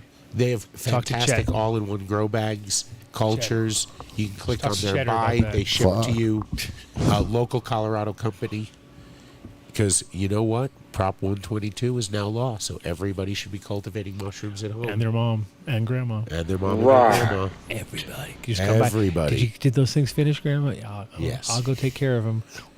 Cut them up. It was great to see James Bean at the event. Even for I All saw 10 him minutes. actually for less than I saw you in Vegas. Yeah, all 10 definitely. minutes. Yeah. All 10 You minutes. saw of him. it. He was only there for a 10 second. minutes. Yeah, 10 minutes. He was like the Shout out to wind. the Bean Man. Dang him. The Beaner. The Beaner. Yeah. He's he was up in the zone. His boys. I had to go up there. I went up there and sold some seeds at the booth for a minute. Didn't more or less just entertained in front of their booth, but it was funny because it was like We'll tell the story You about were there with remember Miles. what I did to It was Andy Miles. from Did you Aztec leave? Lighting. Did I tell you what I did to him? Oh yes, We'll tell that story tell that on on Patreon. That's a Patreon story. That was a good one. Patreon. That was a good one. That was a good Pledge one. allegiance. But no, I went up there, sort of helped out the crew. But they were up in the booth in the tent there. That's kind of more genetics orientated, and definitely, if you want any of the top 70 breeders, you just check out seedsherenow.com. You use Dunn deal, unless there's a deal already going on. You can't stack the deals. Can't stack the deals. So if they're already doing some sort of deal, just deal with it. And then if not, you can. If there is no deal, then you can throw the Dunn deal. The Dunn deal. And I'm pretty much. You can tell him you want the Dunn deal on the Dunn deal if there is even a special. And I told him you can stack the Dunn deal. That's what I told him, but he don't believe me. You know what would be cool is if you said, I'd like the Vindicator deal, and he says, you can stack the Vindicator on anything. Oh, the Vindicator just stacks. Yeah, much better. And then shnauctions.com. Oh, yes. If you want to go check out shnauctions.com, you can see their auction that they run. And every Tuesday is the new one. Ends on Wednesdays, 7:10. What'd you think about that? But yeah, definitely can find some good stuff there. And it's always rotating. And anything that's in there has been tried and true because it wouldn't be there. For sure. Uh-oh. Here we go. Now where's our guy? He should be calling in right now. This is the time. We also got to have Bio 365 and DabX too. Well, they're already. They're in there. I just who? Is Mateo in the chat? Well, let's go to Bio 365 soil. And Miles is just chilling in the back smoking joints. So let me just tell you, if you guys have a commercial grow anywhere in the United States, reach out to us. We will get you in touch with Tim from Bio 365, and he will literally have a small pallet sent to you of soil. He's that confident that once you integrate it into your system, that you're going to be wanting it for your everyday. Brondo's got what plants crave. It's good shit, definitely. I'm on my third run now, and yeah, I'm using the real basic one that you can add whatever you want. Is that the soil you gave me when I came over? Okay, cool. It's working? Yeah. Did you kill everything? Yeah. You did. You killed Fuck everything. it, man. Tell the truth, Mark. I shared it. Yeah, it's wet though. It got real wet. Yeah. It got real wet. Tell me, how are the paper towels doing, Mark? Great. Okay, good. Yeah. No, but Bio 365. Also, the first soil in space. NASA approved. NASA, they're up there. They're up in space, bro. There we go. No, that's all I gotta say. In space, bro. First fucking soil in space, bro. Bio365.com. Oh. Nah. Yes, sir. Is that Lexi again? Hype it up. Hype it up. Look, it's all Brett does all day, every day. Is absolutely amazing. I mean, it really is absolutely amazing. That was again, I'm not taking anything away from any other electronic dab rig out there, but this one is fucking fire. There, Brent's using it. Easy to use, easy to clean.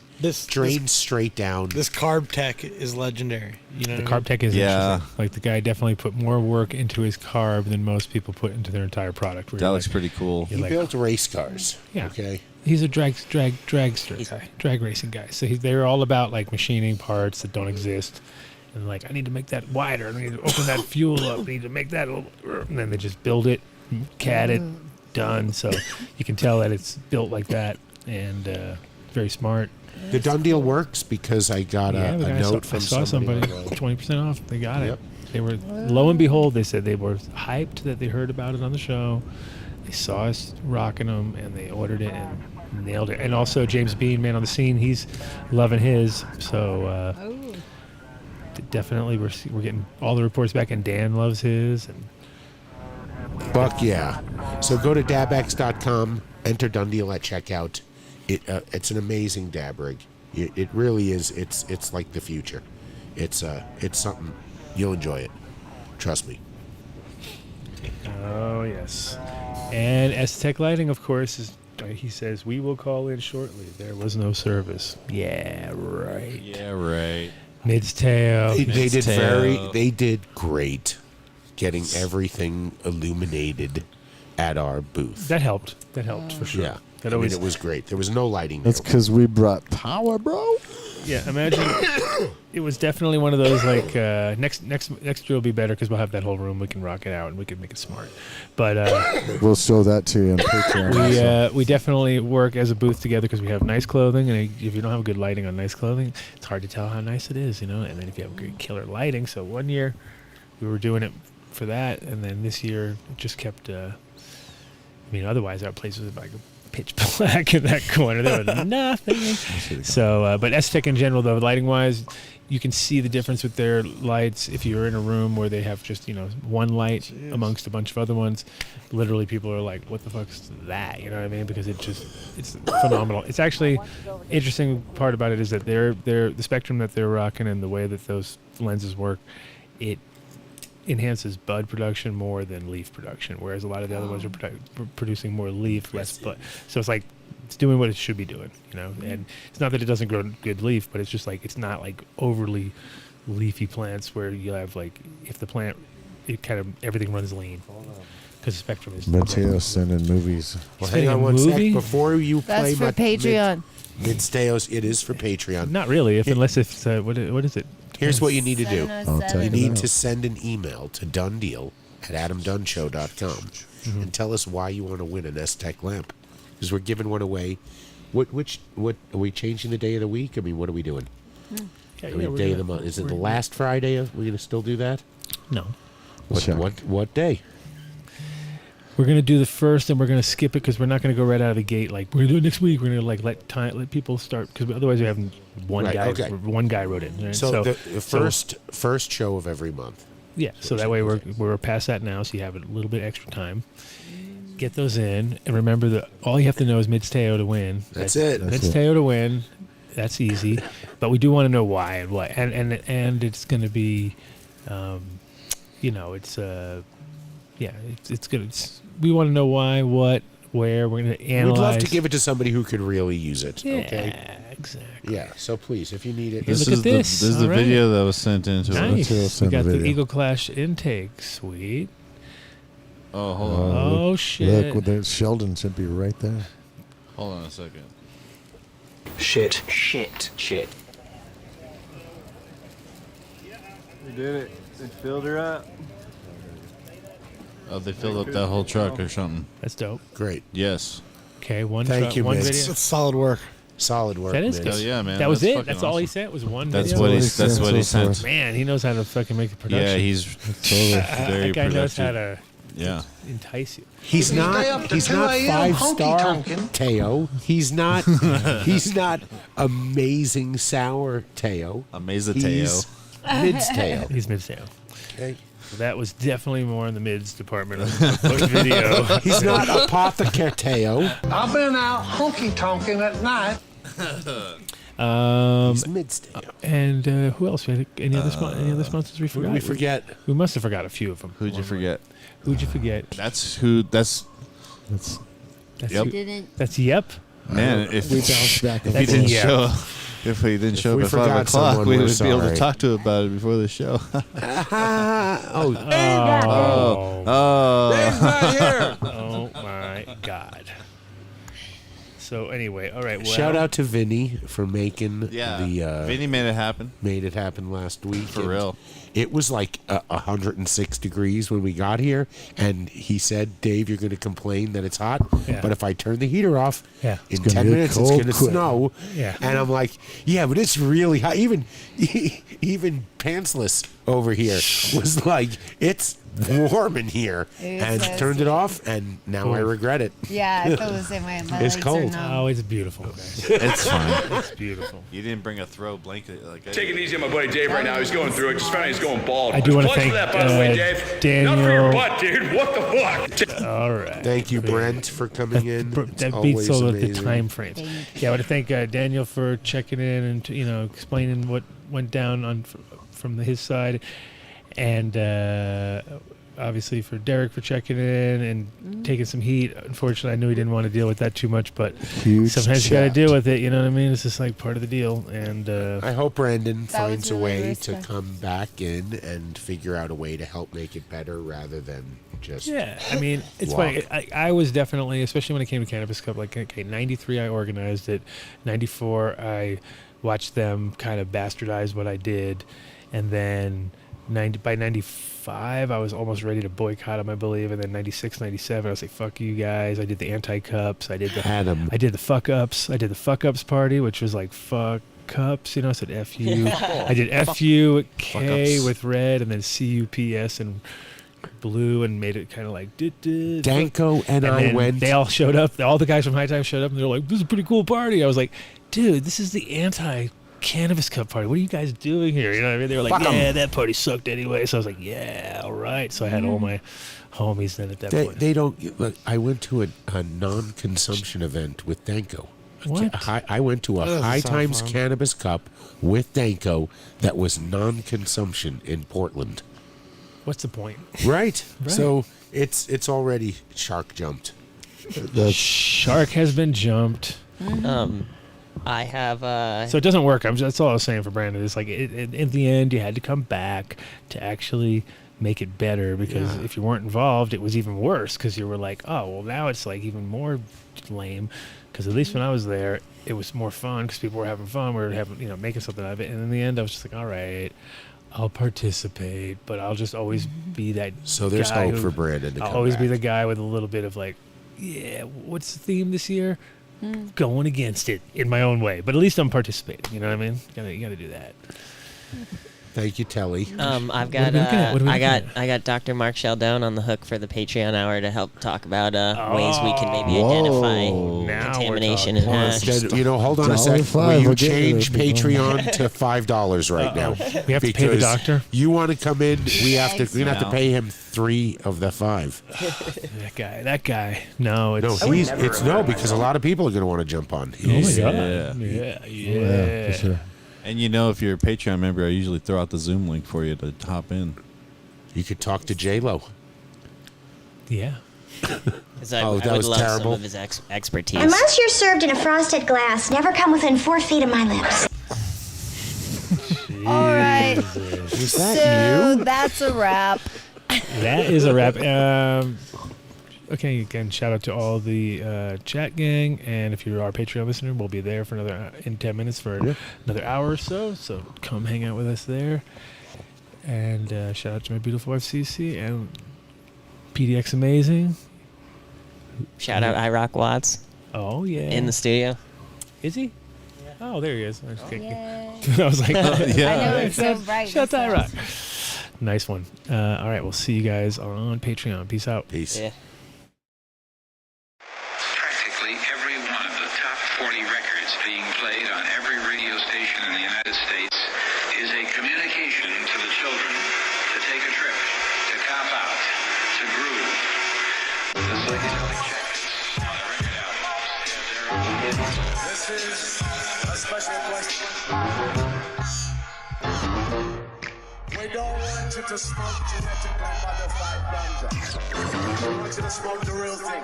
Me? Want you to smoke the natural herb. Sweet. Some call it marijuana. Sweet. Some call it sesame. Sweet. Some call it lamb's bread. The tea. And some people call it. And I work with fucking children.